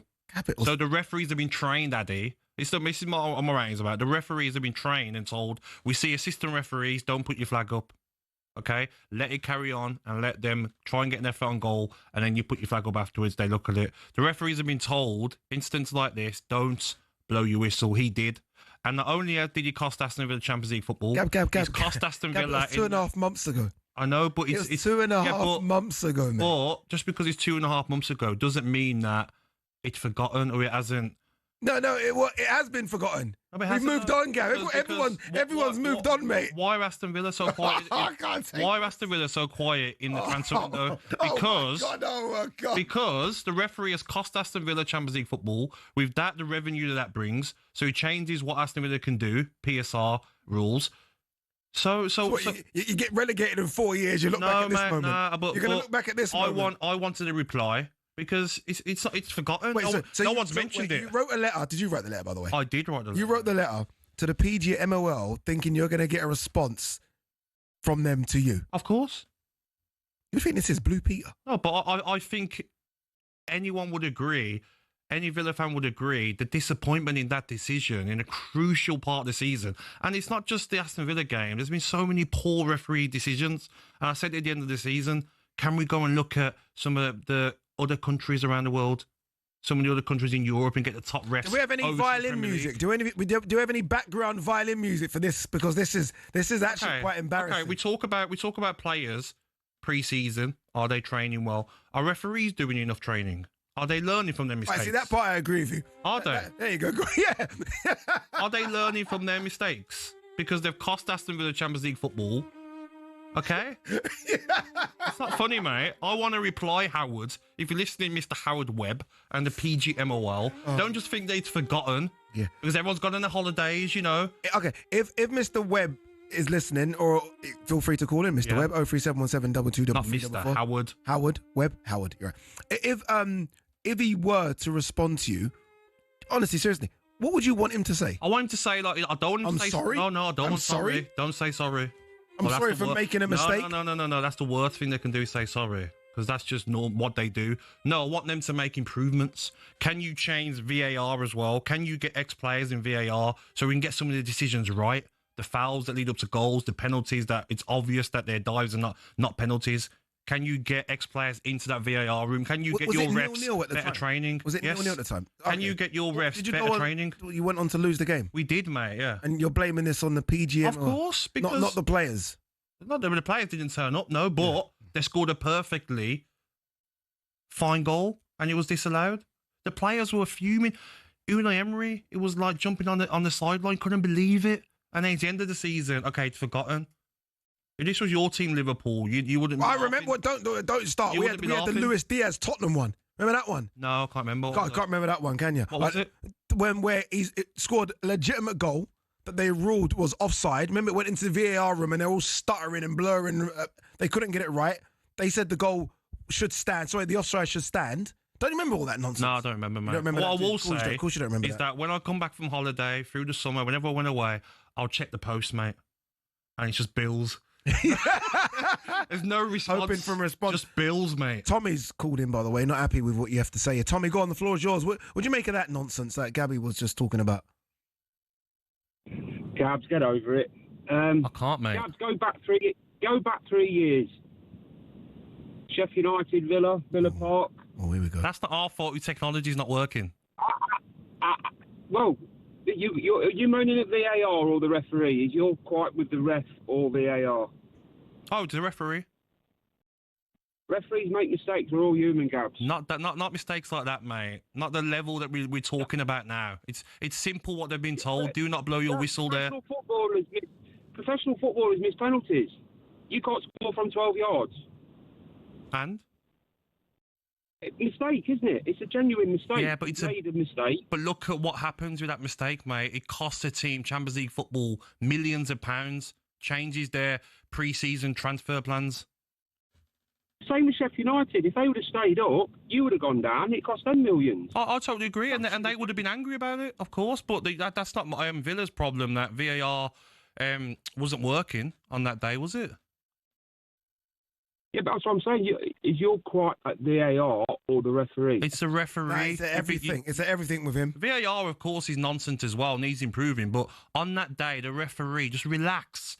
Couldn't wait to blow his whistle. Relax. You've been told to don't blow your whistle straight away. Wait, and he done that. So yes, everyone makes mistakes, but them big mistakes can't happen in the Premier League. What was the score at the time, Gav? Great question. 0-0, mate. Great question. Exactly. And how long was left? Not sure, mate. 2.5 months ago. Of course he's Tommy, what's your problem, mate? It's because I'm a referee. I've got the referee. Oh, okay. Howard's got his pen and paper ready. You just ruined it for me. Tommy, great call, Tommy. Enjoy your Friday, mate. I love it how you just forgot. All of a sudden, you forgot the important details of it. But look, had Hoyland up front, mate. He would have. He wasn't scoring. I'm happy you got it off your chest. I'm guessing we're going to revisit this again sometime.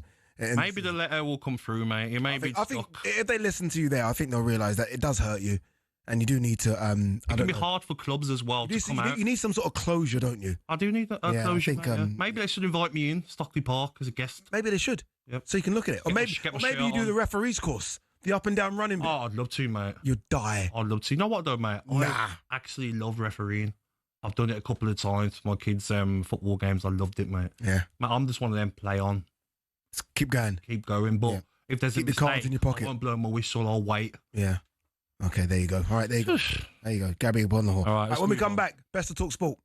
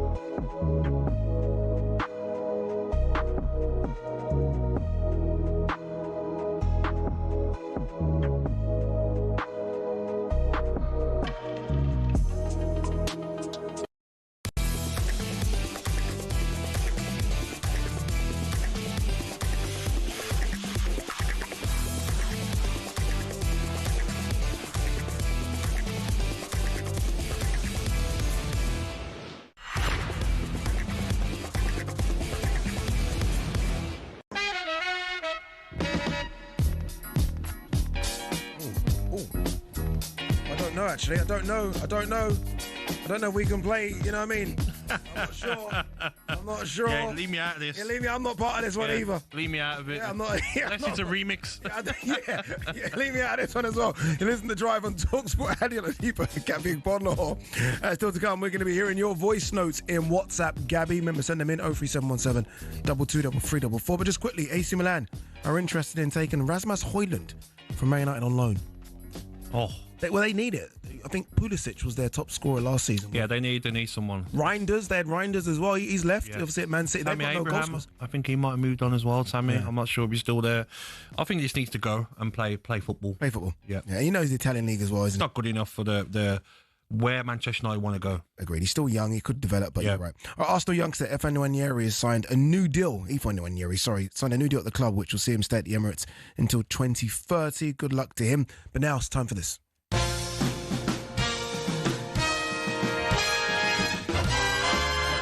All right, this is the best of talkSPORT and Friends, where we run you through some of the recent highlight moments from across the talkSPORT network and our sister stations. Let's kick things off on today's show, 10 to 1. Sam Matterface was alongside Alex Crook and Troy Deeney, and the show kicked off with a big surprise. Before we go any further, bit of breaking news for you. Yes, happy birthday. The oaf Alex Crook is here. Crookie Meister is affectionately known to all of his friends. All three of them. He was in a pub on his own last night celebrating. Are you okay? Yeah, it's not quite true that I was in a pub on my own. Were you in a pub I ended the night in a pub on my own after all my friends had gone home. Oh, right, okay. Yeah. That's a technical way of saying it. How old is Crookie? Do we know? 50. He's not 50. Yep, 50. Crookie's not. Is Crookie 50? I think 50, yeah. Says on here. 50. Yeah, he's a lot longer now. He's younger. Is it? It's been words just come through. See, the fact that you actually think he's 50. I thought he would be 50. That is, That's fair. It's not fair at all. Fair, mate. All right, what's something you prefer to do by yourself? What are we doing on this show? Live. what are we doing? Wasn't Body Blue enough yesterday? What are we doing? I'm going to go PG. I'd like to live by myself forever. On my own. Got a missus in you? I know, and kids. On my own, yeah. Yeah, me and you definitely going out tonight. Are you going to wish Crookie a happy 50th? No. Next question. All right. What does the perfect birthday for Gabby sound like? Well, now it is being with my kids and my missus, of course. But back in the day, you asked me 10 years ago. No. I want peak Villa Gabby. Oh, the Lambo, birthday. the And Rolex. you know what? What are you doing? My birthday always hit international break. Oh. So we're talking the Las Vegas Strip, mate. Really? Yeah. Did you do that a couple of times? Oh, yeah. We're talking dressing gown while you're having a little gamble at 6 7 in the morning. Cigar. Yeah, I mean, just madness. Right. I can't say no more. Correct. Yeah, the rest is, after 9 o'clock. All right, Jim and Simon are finally back together on Monday. Remember, 10 o'clock. Listen to it, White and Jordan, from 10 to 1. Over to this morning's breakfast show where Ray, the party parlour, was alongside Natalie Sawyer. Turns out Ray's eaten some exotic foods in his time. Pigeon was just a bit off-putting, if I'm being honest. When it put in front of me, I was like, what's that? It's got some head. It's got a head and beak. And, you know, you imagine how crunchy it would be. No, I don't want to imagine it. Certainly not. Neither of us had breakfast. I did have a little nibble of the leg instead. It was a little bit dry. But pigeon leg? And the snake was very similar. Look, I like jelly deals. I don't know if you like jelly deals. Nope. No? Nope. Definitely don't want that either, thanks. Jelly deals, I think the snake was very similar to that. What's the most exotic thing you've ever eaten, Addy?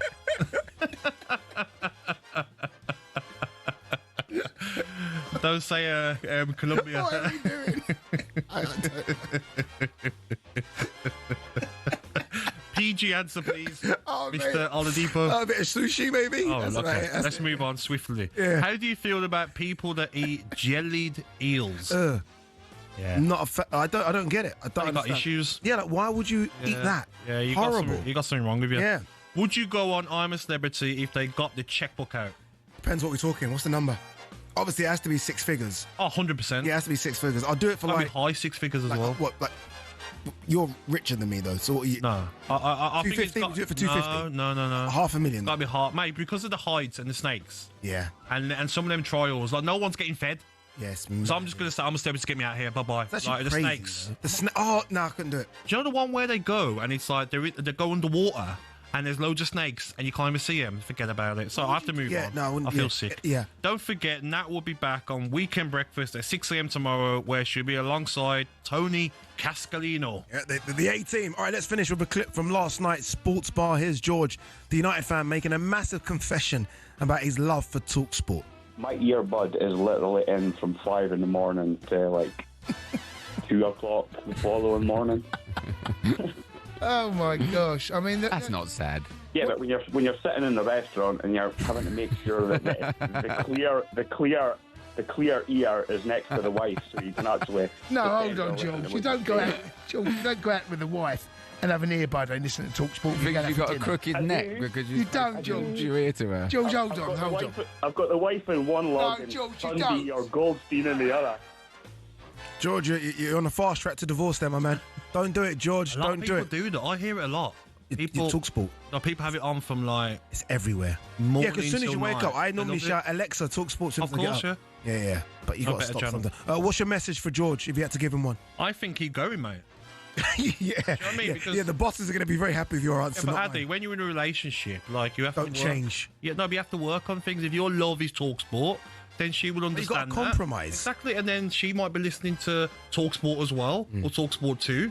So I've got no problem with it, mate. If you were on a date listening to talkSPORT, how would it go down? I think it'd be fine, mate, because the date will probably be at my house. It's come to mind. It's easier. Yeah. All right, other than football and Villa, obviously, what's the one thing you're most obsessed with? Myself, mate. Are you? Yeah. Yeah. Oh, I love yourself. I haven't love you? yourself. Agree. Don't love yourself. Who will, Addy? No, I agree. Yes. Apart from yourself. Kids? Game of Thrones. I was thinking more kids. Game of Thrones. Sopranos. Tell you a quick story. Sopranos. Go on. Tony Soprano, whose real name is James Gandolfi. Yeah. Passed away, right? I was in Gandolfini, I've been told. It's Gandolfini. You was close. You were close. I was in Soho Farmhouse the other day, and he's on the table in front of me. Sorry, one second. His son. Really? Yes. How do you know? Because I've seen him. He's played a role in the new Soprano program, and I've seen him. And you can't go up to people. You can't ask for pictures in that place. You can't even bother that people. kind of place, is it? So I was just looking at him. I'm just like, I can't even come and say like, your dad, unbelievable. Your dad's the man. I was going to say to him. I couldn't even speak to him, mate. I was devoed. I was going to start watching the whole series again. Mate, I watched it probably like 15 times all the way through. Wow. Yeah. On the train, I'll just put it on. Random episode. I'm watching Snowfall at the moment. Yeah, I've not seen that. Yeah, Damson. You're so lucky, dude. Go and watch it. Good, yeah. So All right, good. I'll try that. So good. Snowfall. Really, really good. All right, make sure to get your calls into the Sports Bar Weekender with Majestic and Carlton Cole tonight from 10 o'clock. 0317 0377 22344. And of course, make sure you have the talkSPORT app where you can swipe between talkSPORT, talkSPORT 2, and all of our sister stations so you never miss a moment. WhatsApp Gabby's coming up next.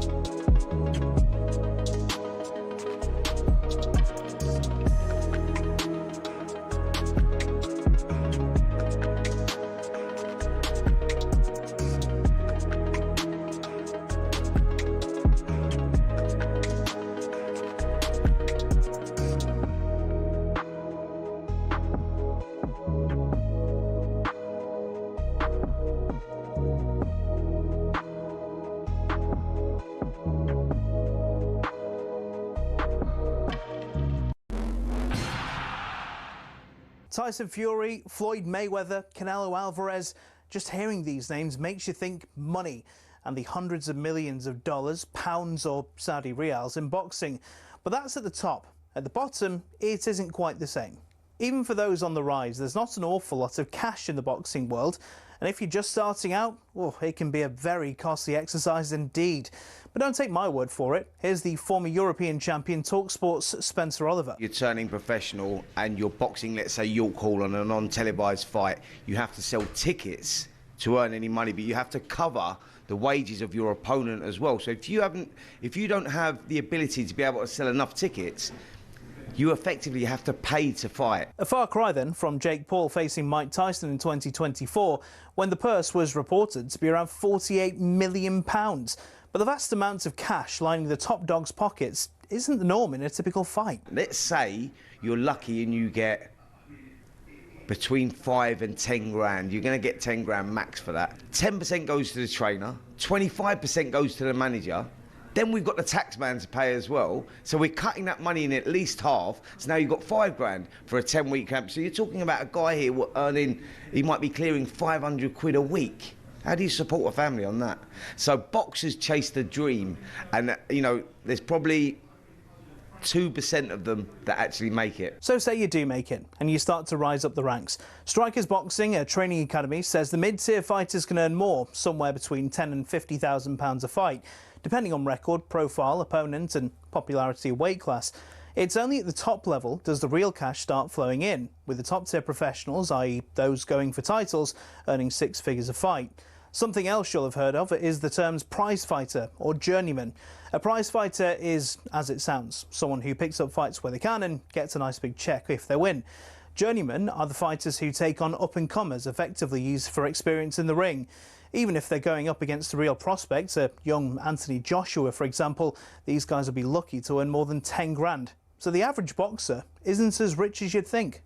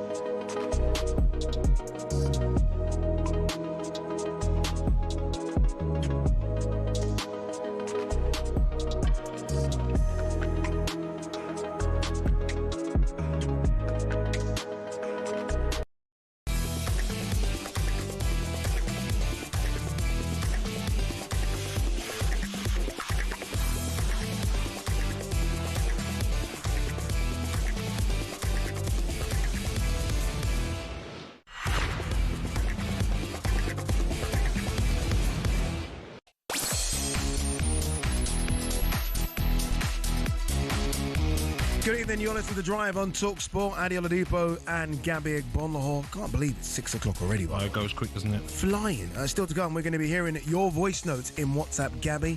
You've sent them through, loads of them. Thank you so much. But now the championship is back this weekend and the talkSPORT network has you covered.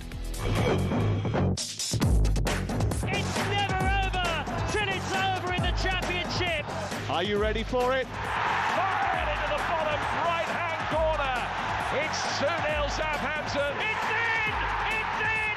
Ipswich are level! Palmer checks onto his right and scores a brilliant goal back for Sheffield United. The championship can't be beaten. Wonderful goal from Abdul Fattah, his second of the night. Leicester's third. Sakamoto up against Dilling Jr. Gets the cross in left-footed. Radoni! Coventry lead! You just can never sit comfortably in the championship. The ball inside the area, and Stansfield does it again. What we're trying to accomplish is all about what you're doing today, not about what you did 2 years ago or 5 years ago. It's about what you do today. What a strike! Ollie Rathbone sends the racecourse into raptures. You just never know which twist any game is going to turn next. I'm going to say the most obvious thing here, but football in this country is incredible, isn't it? Football in this country is incredible. And when you think of this, the tears, and everyone will wake up just thinking we've got a chance here. Like the fans, The amount of times I watch games over the last 3, 4, 5 seasons, and I've tweeted afterwards saying, no other sport comes close. In anger, I'm like, no other sport comes close to the emotions. Look at the World Cup final when Argentina won it. Just the twists and turns, like anything could happen in the last second. It's just honestly incredible. And this game tonight, anything can happen. Can't wait.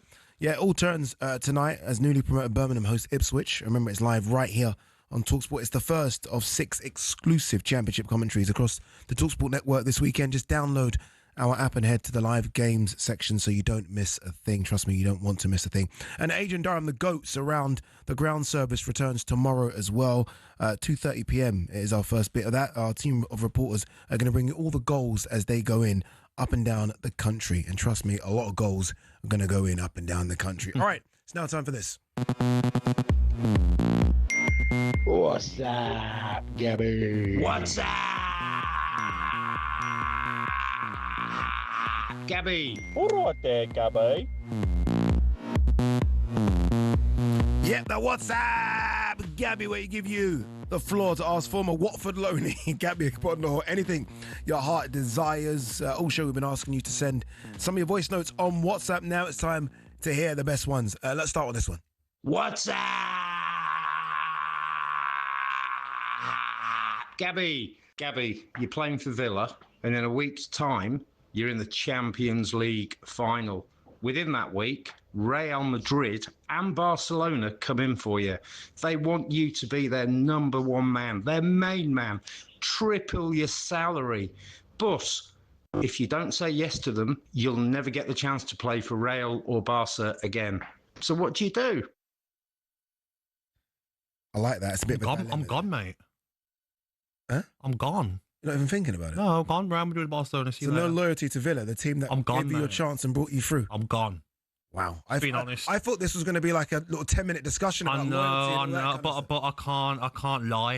Do you know what I mean? Like, love my club, but you know you're going to go and win a Champions League with Barcelona or Real Madrid. And Real Madrid, Barcelona, triple your money as well was a big thing. What about same money?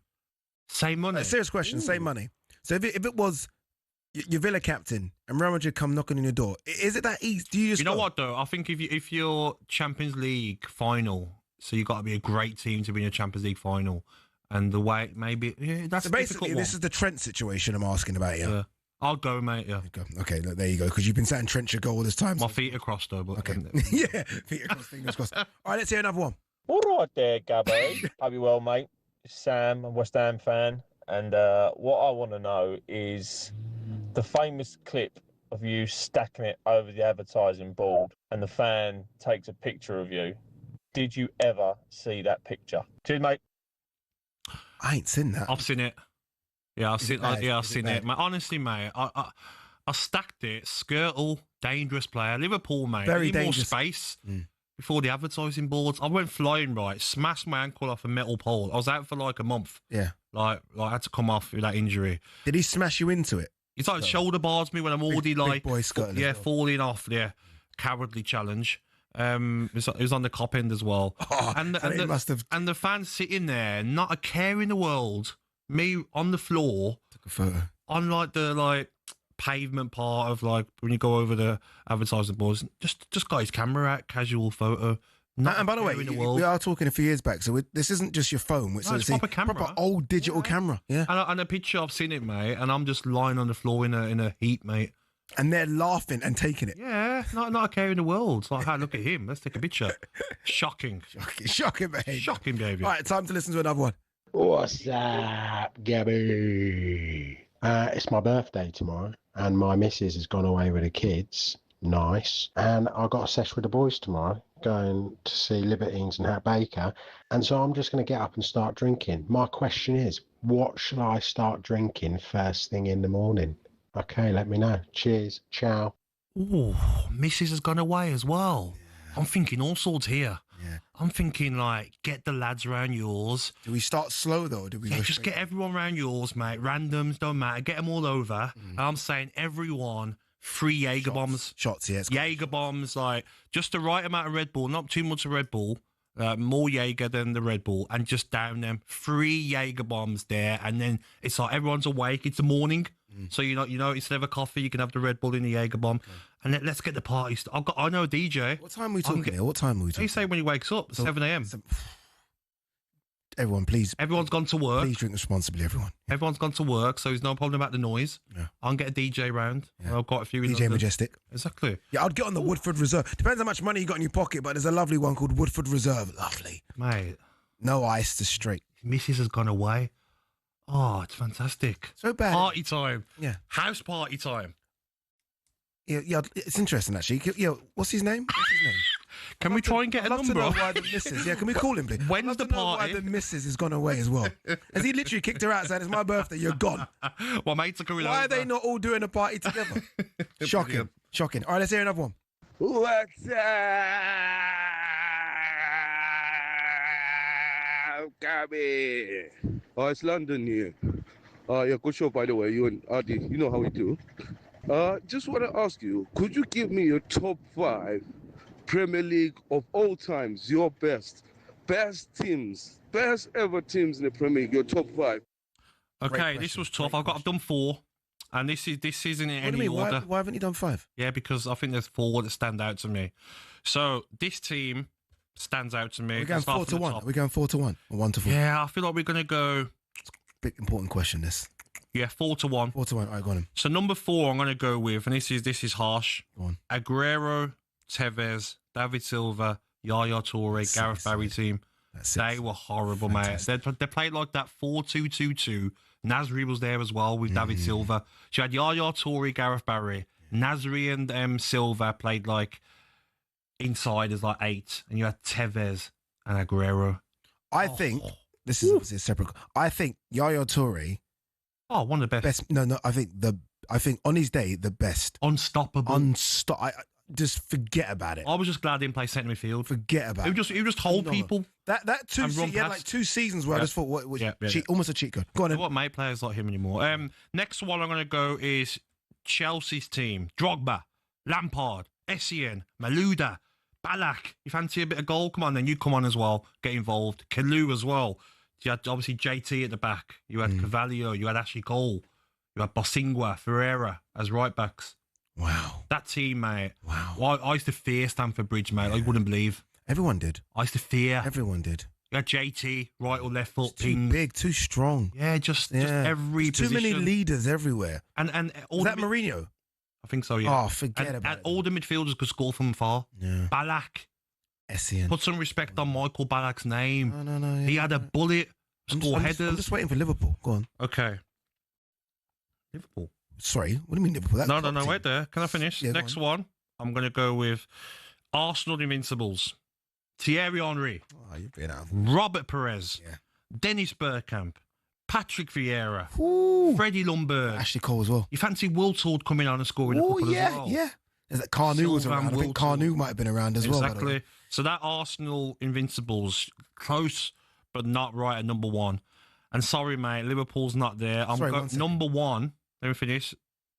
Manchester United's team, Ronaldo, Rooney, Nani, Berbatov, Tevez. Mate, that was like, what's going on here? Where people went to Old Trafford and was like, whoa, this is a problem. Like, which 3 of these 5 are playing? And they're coming on as well. Mate, Berbatov, Tevez, Nani, Rooney, Ronaldo. Okay, fair. Number 5 could have been Liverpool. It could have been, yeah. Yeah. Right, so number 5, Liverpool. Liverpool, Firmino. Yeah, that Firmino. Salamone, top team. Yeah. Henderson, Fabinho, Wijnaldum, of course. But Great team. Yeah. But there's some good teams there. I've got time for another one quickly. Go on. Why not? One more. Why not? What's up, Gabby? John from Essex here. I am a massive fan of your very short-lived acting career, in which you depicted Forrest Gump once, and you also depicted Harry Potter in the famous chess scene. What I want to know is, what is your favourite film and why? Cheers, Gab. Mate, I do love it when some of these voice notes and they're putting on the Birmingham accent. It tickles me. But this was a hard choice. Wait, sorry. I didn't even know you was an actor. Sorry, go back. I've done little bits, mate, for Screwfix. I've done bits for... I've done little bits, mate, yeah. Okay. You know, mate. Yeah, anything for a couple of quid. Like Goldstein. Anything for a couple of quid, this kid. Jack of all trades, master of none. That's Goldstein. I can do everything, mate. You can. Anyway, this was tough, but this is the film that I reckon if you could find out how many times I watched it, would be the most. Goodfellas, because that's my that's my sort of like. You like that gangster stuff? Yeah, but like, even when I go out on dates with the missus, I want to go to like the Italians and have a red and put a shirt on and have like, you know, you got a performer where they're on the mic and you've got the music on and they're singing. That's my vibe. And that film, Joe Pesci, oh my Lord, Robert De Niro. Funny how? Funny how? Yeah. What the funny about me? Funny how? I mean, funny like I'm a clown. I amuse you. Do you know what I mean, mate? Even when the guy... No, I don't know. You said... You know, when... How do I know? You said I'm funny. You know, the guy mugs him off. Yeah. And he comes back. And he beats him. And then he gets the sheet and puts him in the boot. Yeah. Oh, the film's unbelievable. And I won't make films like that anymore. It's weird, though. You just like violent films, don't you? I do love violence, yeah, man. Yeah, nothing wrong with it. Great film. Honestly, Goodfellas, Godfather, Godfather, all of them. Godfather just made up a new film. Casino. Oh, Sharon Stone. Casino could be better, you know. Oh. Joe Pesci, Robert De Niro, and Sharon Stone could be better. I know. Oh, tough one, that I'm going is. to watch that when I get home. Scarface or a bit too... Scarface, very good, but I just like that old school Italian Anything vibe. with Robert De Niro for me was exactly a 10. Joe Pesci. All right, thank you so much for everyone sending your voice. I like that section. All right, Chelsea are in pre-season action at home to Leverkusen this evening. Remember, Erik ten Hag Leverkusen kicking off at 7 o'clock. Will Hobbs is there for talkSPORT and he has some team news for us. Will? I do, Addy. Thank you very much. It's Chelsea's first game of football since being crowned world champions in New Jersey last month, and 6 changes to that 11 by Enzo Maresca, with Levi Colwell out for the foreseeable. 19-year-old Josh Achiampong slots into partner Chalobah at centre-back. Jorgensen, meanwhile, starts in goal, while Stamford Bridge gets a first glance at the mercurial 18-year-old Esteban Willian on the right wing, Andre Santos in midfield next to Caicedo, and big Liam Delap up front. A whole host of new signings on the bench for Chelsea, including Jarell Hatto, Dario Asugo and Jamie Gittins, but no Nicholas Jackson in the squad, who we understand wants to leave. For Leverkusen, meanwhile, Erik ten Hag is back at the Bridge, and he's picked his new signing, Jarell Kwanzaa, to start in a back three. It's Chelsea versus Leverkusen. Chelsea play AC Milan in a couple of days' time. Kickoff is at 7. Strange that, isn't it? Like, obviously, the Club World Cup was fantastic for them. I mean, beat your Paris Saint-Germain in the finals, incredible. Yeah. But it really has hampered their pre-season. Oh, of course. Unless they've treated that like a pre-season. It's weird. Like, the players have had no time off. No, of course not. But do you remember last season when people were harsh on Nicholas Jackson and you had, like, Chelsea pundits and they'd be like, no, give him a chance. You know, he's still learning. He's still young. He will come. There's no time. There's no time for him to come. They brought in Delap. João Pedro's probably better than what they thought down the middle. Yeah. Not off the left. And that's it. And Nicholas Jackson is the sort of guy that's going to kick up a fuss. Look what he done with that penalty. Dude, and the worst thing as well, Club World Cup, he got sent off. Yeah. I don't even remember that. Yeah. Do you remember that penalty where fighting with it? Palmer and Madueke were fighting with it? And you just know like you don't want that. Jackson's attitude, if he's not playing enough, that could be a problem. So you have to get rid. Yeah. Talking about a player not playing enough and maybe leaving the club as well, we're going to talk Jack Grealish when we come back.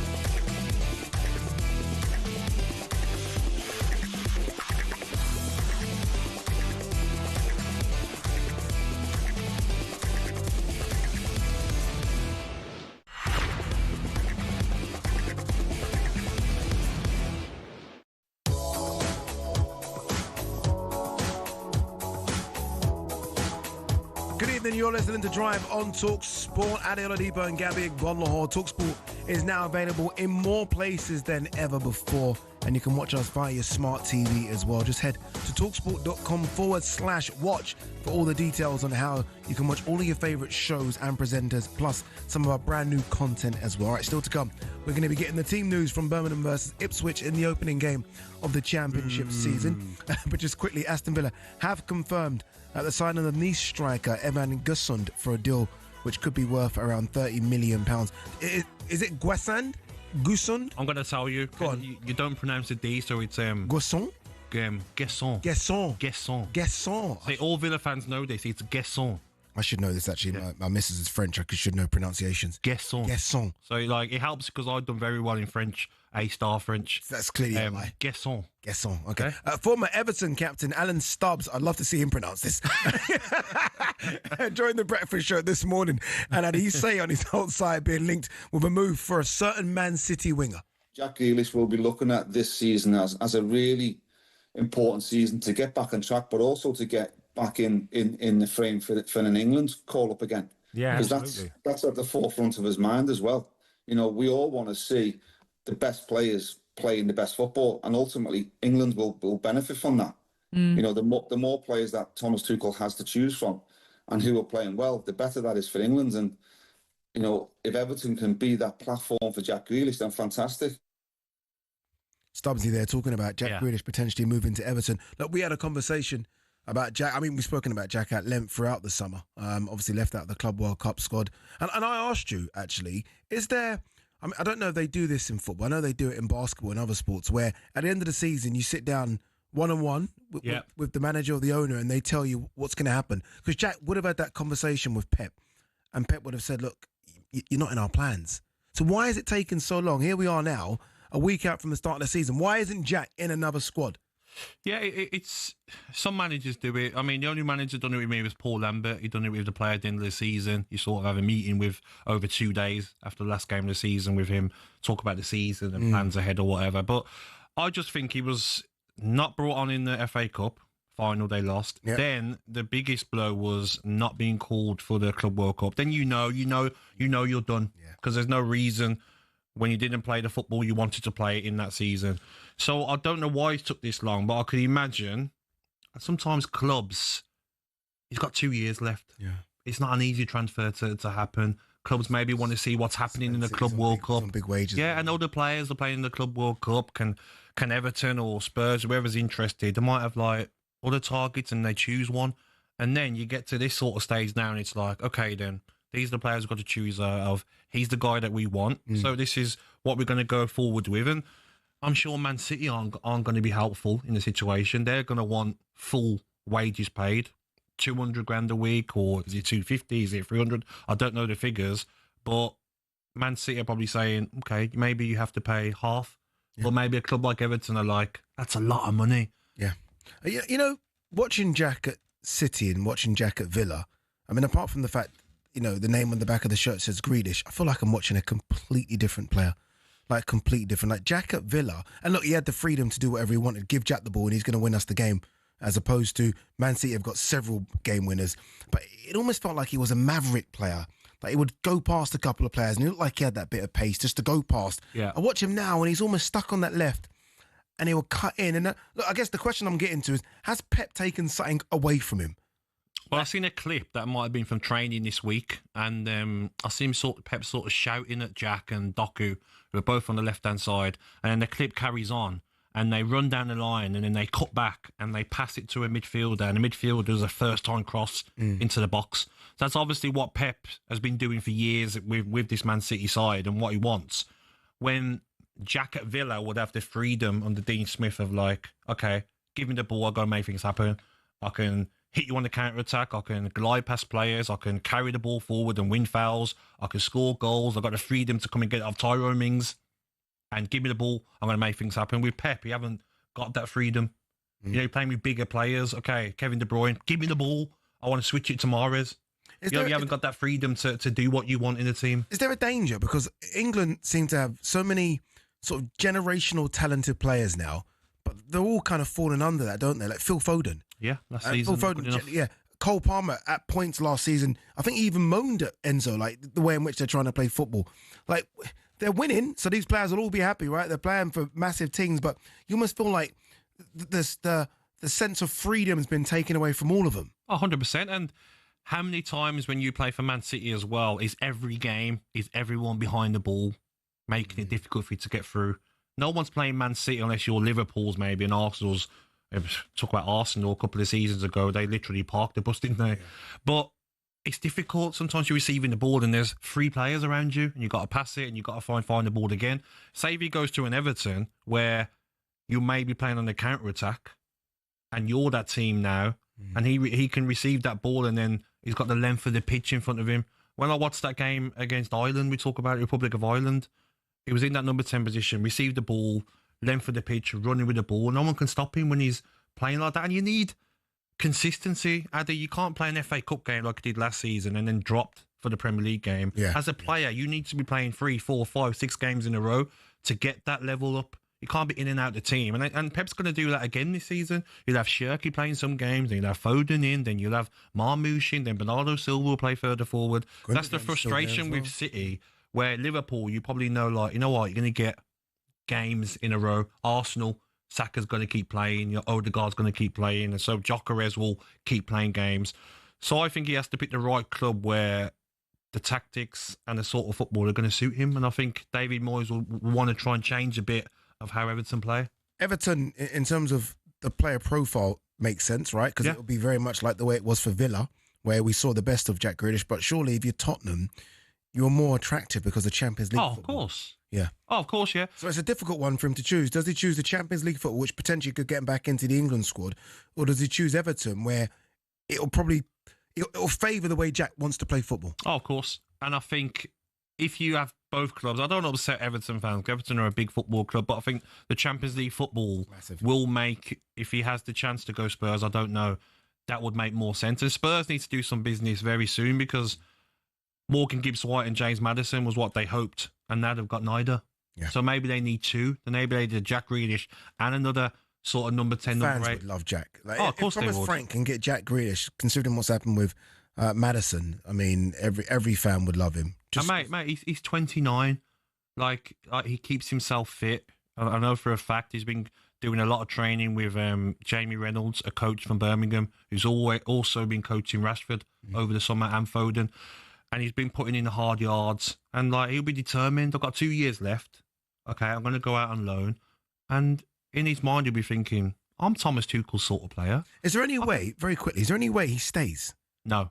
There's no way he stays. I don't think so. There's no way he says, I want to fight for my place. No. I just think of the options they've got, mate. They've got Marmoush. They've got Doku on that side. They've got Phil Foden. They've got also Oscar Bobbs back. Cherky's coming as well now. And Cherky, Oscar Bobbs back, who Pep really likes as well. Cherky's very much like a young Jack. McAtee is there as well, hasn't left yet. So you want to go and move, and he won't be happy moving because he loves Manchester City, but go and play football is what he needs. All right, still to come, we're going to be joined by Troy Deeney from St Andrews, head of Birmingham versus Ipswich. Clearly, he's going to be very biased as to what he thinks in that game. But first, it's time for the Googling. All right, ahead of the return of the Championship live on talkSPORT tonight, we want to know which player has the best minutes per goal ratio in the division's history. Any clues? No, you have no idea for every one of these questions. I don't Google. All right, answer when we come back.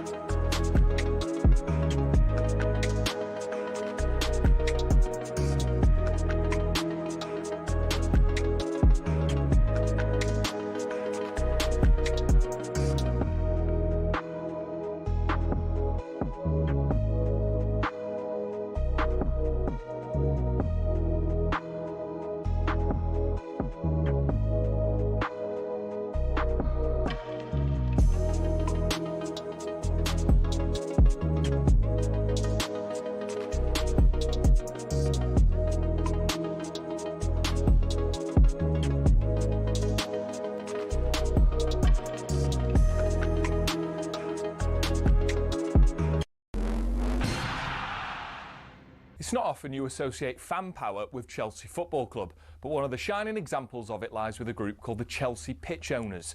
And they've proved to be the thorn in the side of owners past and present who've been dead set on moving stadiums to a larger, more lucrative piece of land. Essentially, the supporters group holds the freehold to the land on which Stamford Bridge sits. Former owner Ken Bates set it up at a time where some unruly property developers tried to evict the club from their ground. In order to prevent this, he established the CPO as a company that owned the pitch and offered the fans the chance to buy a share for £100. As well as that, they also own the rights to the name Chelsea Football Club, so if any owner wants to take them elsewhere, they can't be called Chelsea without the approval from the CPO. Now, in 2011, Roman Abramovich tried and failed to move them away from Stamford Bridge, and this has set a precedent for Todd Bowley and the current power brokers at Chelsea. They know any plan which involves moving from Stamford Bridge will require CPO approval from the now 13,000 fans who own it. There are fans who are concerned that if they stay at the bridge, they'll be left behind their domestic and European rivals who are moving to more commercially successful stadiums. But for the heritage and history lovers, Stamford Bridge is one of the iconic English stadiums, and to move away would be a grave mistake. It might not be as flashy as others, but stadiums like it have something about them that cannot be replaced. One thing's for sure, if Bowley wants to take Chelsea away from their home, he'll have to go through the CPO first.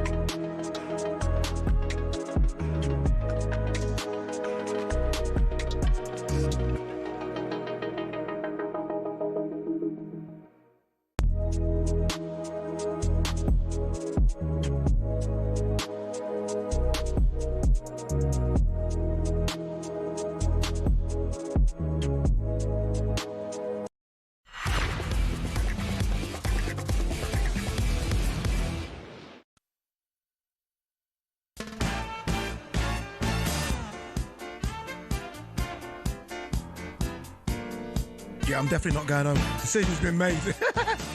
Put the supper in the oven, love. Me and Gabby hitting the town. Yeah, we're hitting the town.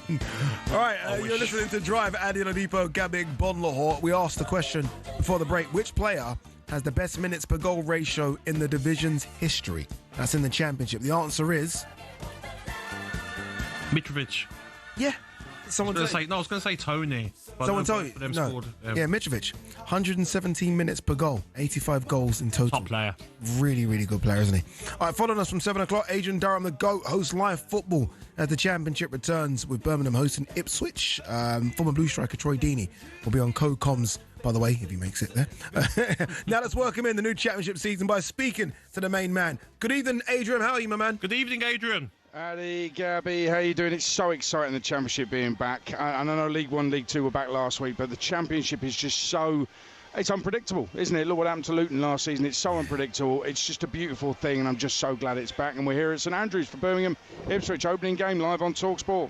Yeah. How are you feeling, Adrian? That part of the city, are you feeling okay? You're not coughing or anything, are you? I'm okay. I was watching over my shoulder because obviously we annihilated Birmingham at Wembley towards the end of last season. But so far, I'm okay. Nobody's mentioned it, and but I might mention it mention it a little bit later. Good.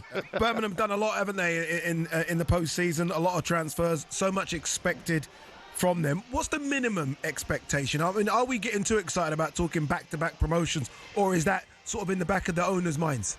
You know what? It's a great question about the expectation. The expectation, bare minimum, is they stay in the Championship. They cannot go down. I think Chris Davies, as much as he broke so many records last season, and let me just run through a couple of them. They won 34 of their 46 league games, 111 points total. And those are all-time EFL records. They didn't lose a league game here at home, Birmingham City, last season. They destroyed League One. They were sensational. They were simply too good for League One. The reality is they've added players to a side that was already too good for League One. That was a Championship side, really, with a Championship budget as well, maybe in the top 6 Championship budgets. I think that the expectations are that they will be top 6. They should be challenging for promotion, and that they should end up at least in the playoffs at the end of this season. People might think that's unrealistic, but you look at what Ipswich did. They went up twice in a row to the Premier League. With the budget they've had and the players they've got, Birmingham City should be top 6 at the end of this season. Do you know what, Adrian? They shouldn't think it's unrealistic, because the bookies have got Ipswich favourites, then Southampton, and then Sheffield United and Birmingham City are joint favourites for third to come up. So the bookies back them, and also Stanfield, he's third favourite to be top goal scorer. So they've got a player there who the Championship will suit, won't it? Yeah, absolutely. He's a Championship player. I mean, this is somebody that they paid 15 million, rising to 20 million for when they were in League One. There's no doubt he's a Championship player, and he is on the stage where he belongs. He'll think he's a Premier League player. He's still got to prove that. He won the under-21 Euros with England in the summer. So you're talking about somebody who has got high hopes for a big career at the top level. So, 19 goals in the league last season. All told, it was he averaged better than 1 in 2 last season, as Birmingham fought on a few fronts. They didn't win the EFL trophy. I don't know if I've mentioned that. But I'm not sure about Sheffield United. I don't think they will be up there. I think they've lost a couple of really good players, changed manager as well, which was, I don't think is going to help their cause. For me, Birmingham will be one of the best 6 teams. Whether you can confidently predict who'll be the top 2, the automatic 2, I'm not totally sure you can, because it's the Championship. Yeah, a lot of people think Kieran McKenna's Ipswich side will be in that top 2. Obviously, they kept a lot of their players, apart from the main man, Liam Delap, that they've got a squad basically of Premier League players, so to speak, or players at least played in the Premier League. Are they your favourites? Have they got a squad of Premier League players? I know they've played in the Premier League, but are they really Premier League players? There's a reason why they finished in the bottom 3. And the weird thing about Ipswich last season was they spent basically the campaign preparing for the Championship, which I thought was a really strange thing to do. They didn't really give it a good, honest go at staying in the Premier League, and I was really disappointed by that, bearing in mind the amount of money they spent. Listen, if they end up top 2, no Ipswich fan can complain, but I don't know. I mean, they've got used to losing games, so I think that's a difficult momentum to turn around as well. They've lost Liam Delap, and he's absolutely brilliant. I mean, I think he's a terrific player, and I think with him in the side, they should have really given it a better crack at trying to stay in the Premier League, and that's the big disappointment for me. That momentum, has it gone? I don't know, but I think he's highly rated, Kieran McKenna, and I think this is a huge test for him. He lived off the momentum from League One to Championship to Premier League. Can't argue with those 2 promotions. Last season, you could question a few things. This season is the big one for him, I think. Adrian, is this a chance tonight for Birmingham City to basically send a statement to the rest of the league against Ipswich? Because the club's in a positive light now, isn't it? The owners are all aligned with the manager, with the fans. The fans are back enjoying their football. There's a big chance here, isn't there, to make a big statement tonight? 100% statement night on at St Andrews tonight. And I think I've had Birmingham fans coming up to me saying, next couple of years we're looking at being in Europe. I mean, they've got high hopes. A lot of it is a bit of bluster, and they're talking big, but you've got to reflect that on the pitch, and there's a building process as well. But they do have big belief in the owners. They do have big belief in Chris Davies as well. For me, Chris Davies can't really be judged on last year. It sounds weird because the stats I've just given you are ridiculous. However, I think a lot of managers, decent managers, which is what he is, would have done that with that Birmingham side in that division. This, for me, is the big test. He's got a side that should be top 6. Let's see if they are top 6, and let's see what kind of football they play. Because remember the big debate about John Eustace getting them top 6 in the Championship, then being sacked because they wanted a new identity. Wayne Rooney came in, all went horribly wrong. Well, Chris Davies has to bring that identity as well as results. Otherwise, the owners won't be happy. So I think that it's a big one for Chris Davies. Tonight is huge. If you beat a side that was in the Premier League last season, that is a massive statement of intent, but it also puts a weight around Chris Davies' shoulders, and I think he'd be quite happy carrying that weight. Adrian, thank you very, very much. Thank you, Adrian. Look after yourself, mate. Remember that game live on talkSPORT tonight, 8 o'clock, Birmingham versus Ipswich. When we come back, we're going to have team news for the curtain raiser in the Championship. Stick with us.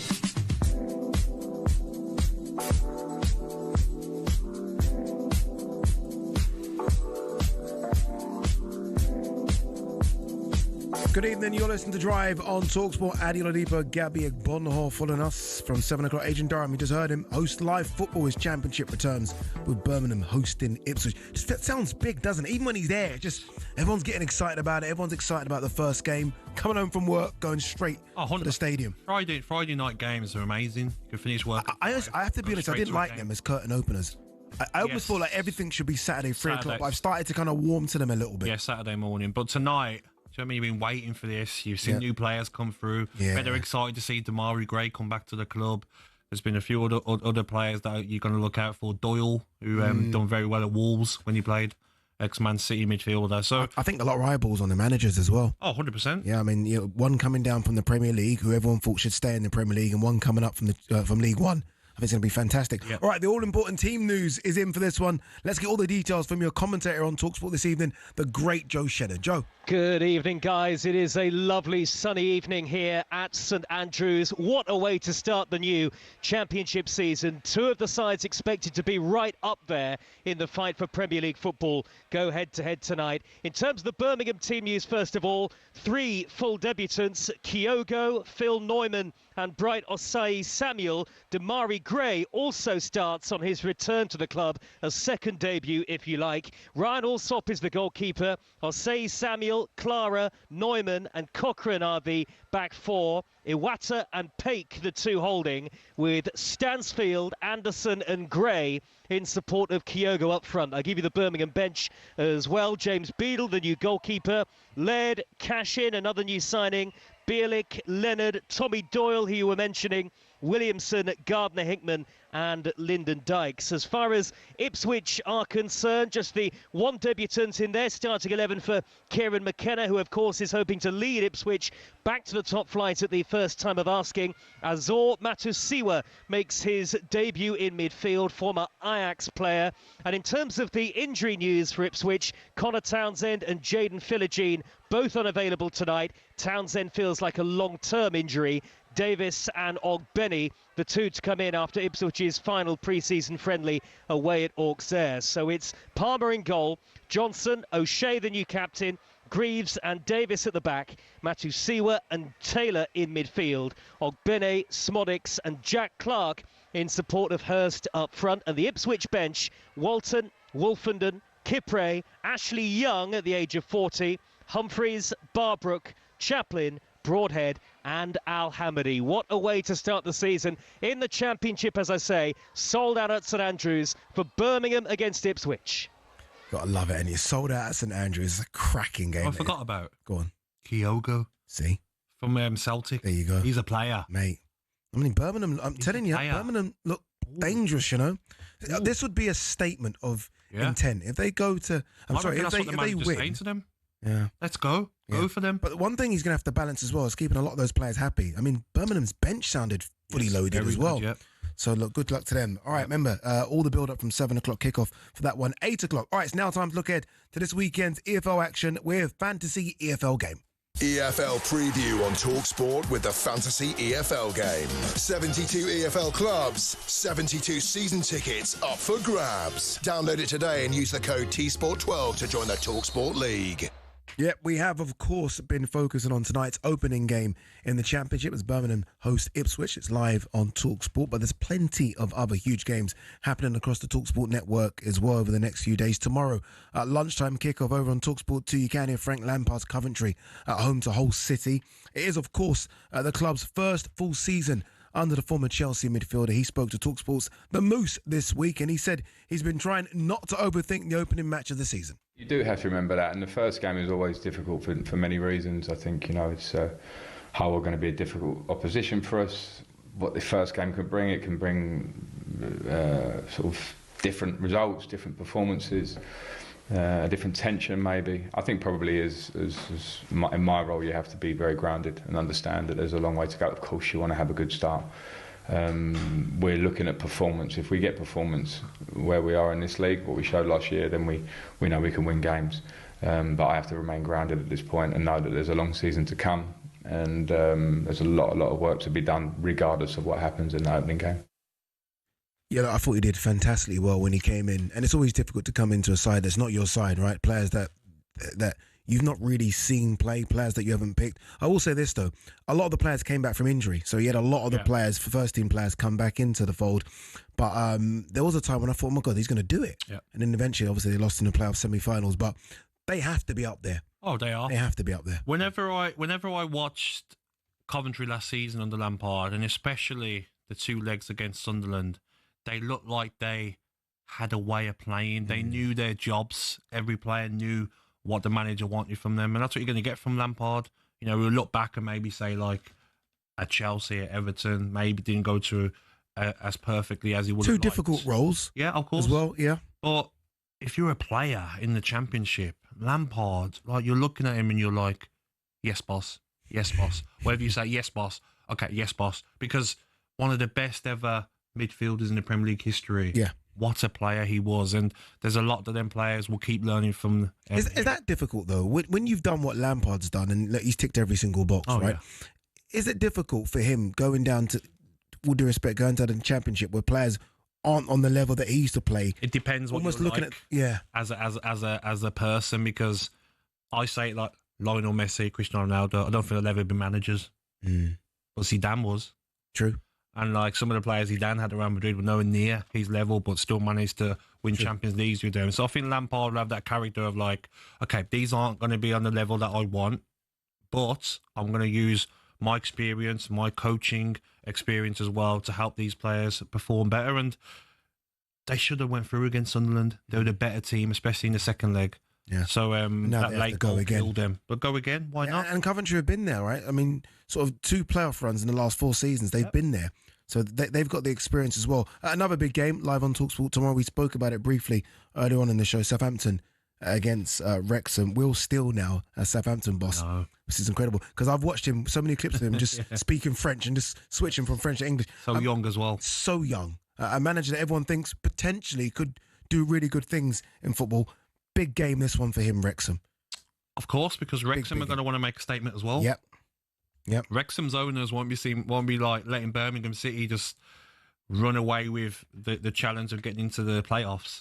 Wrexham will have big plans as well. Yeah. And they're one of the favourites to get in the playoffs too. And Southampton, second favourites to go up. So I almost feel like no one's talking about Southampton. Yeah, because I feel like, do you know what I mean? I want to be harsh about Southampton, but like, bit of a yo-yo club. Yeah. Sell their best players. I mean, such a bad season last season. Dibbling will probably still go. I'm sure they're probably saying, Everton, wait there a second. Come back. Okay, 40's good. Yeah. We'll take that. I wanted 45. No instalments. We'll take it. We'll take the 40. Come back here a second because he needs to play Premier League football. He's got a bright future. But Southampton's still got some decent players, and the bookies are not always far off. They're always there or thereabouts in terms of on the money, aren't they? Let's quickly run through some of those games for you. Obviously tonight, as we know, 8 o'clock kickoff, Birmingham versus Ipswich. Then tomorrow it's just packed. Southampton versus Wrexham, talkSPORT exclusive game, lunchtime kickoff for that one. Over on talkSPORT 2 at the same time is Coventry versus Hull. 3 o'clock we've got West Brom versus Blackburn on talkSPORT 2. 5:30 Sheffield United versus Bristol City, talkSPORT 2. Sunday, Leicester, massive game versus Sheffield Wednesday, who are a club that's really struggling all over the place right now under Chansiri. That's on talkSPORT 2 at 4:30. That was a look ahead to all the EFL action with the Fantasy EFL game. 72 EFL clubs, 72 season tickets up for grabs. Download it today and use the code TSPORT12 to join the talkSPORT League. EFL preview on talkSPORT with the Fantasy EFL game. 72 EFL clubs, 72 season tickets up for grabs. Download it today and use the code TSPORT12 to join the talkSPORT League. A good show. As always with you, Adrian. Really enjoyed it. Natural, mate. Yeah, really enjoyed it. It's been fun. Was this like cry music?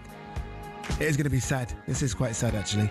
Are we going pub or not? What are we doing? No. You going home? No, I'm going home. He's been sent a message from the missus. I was ready to do it. I asked, but I was ready to risk it all. No. She said no. Yeah, she said no, mate. You know, we do. Why'd you ask? We do as we told. Okay, maybe we'll I've got a curfew. Oh no, it's bad. She knows. Yeah, she knows the train times a lot. All right. Stick with us. 7 o'clock. It's the big one. 8 o'clock kickoff. This game. All build up from 7 o'clock. Adrian Durham brings you the championship curtain raiser. Birmingham City versus Ipswich Town. Should be a cracker. Enjoy it all.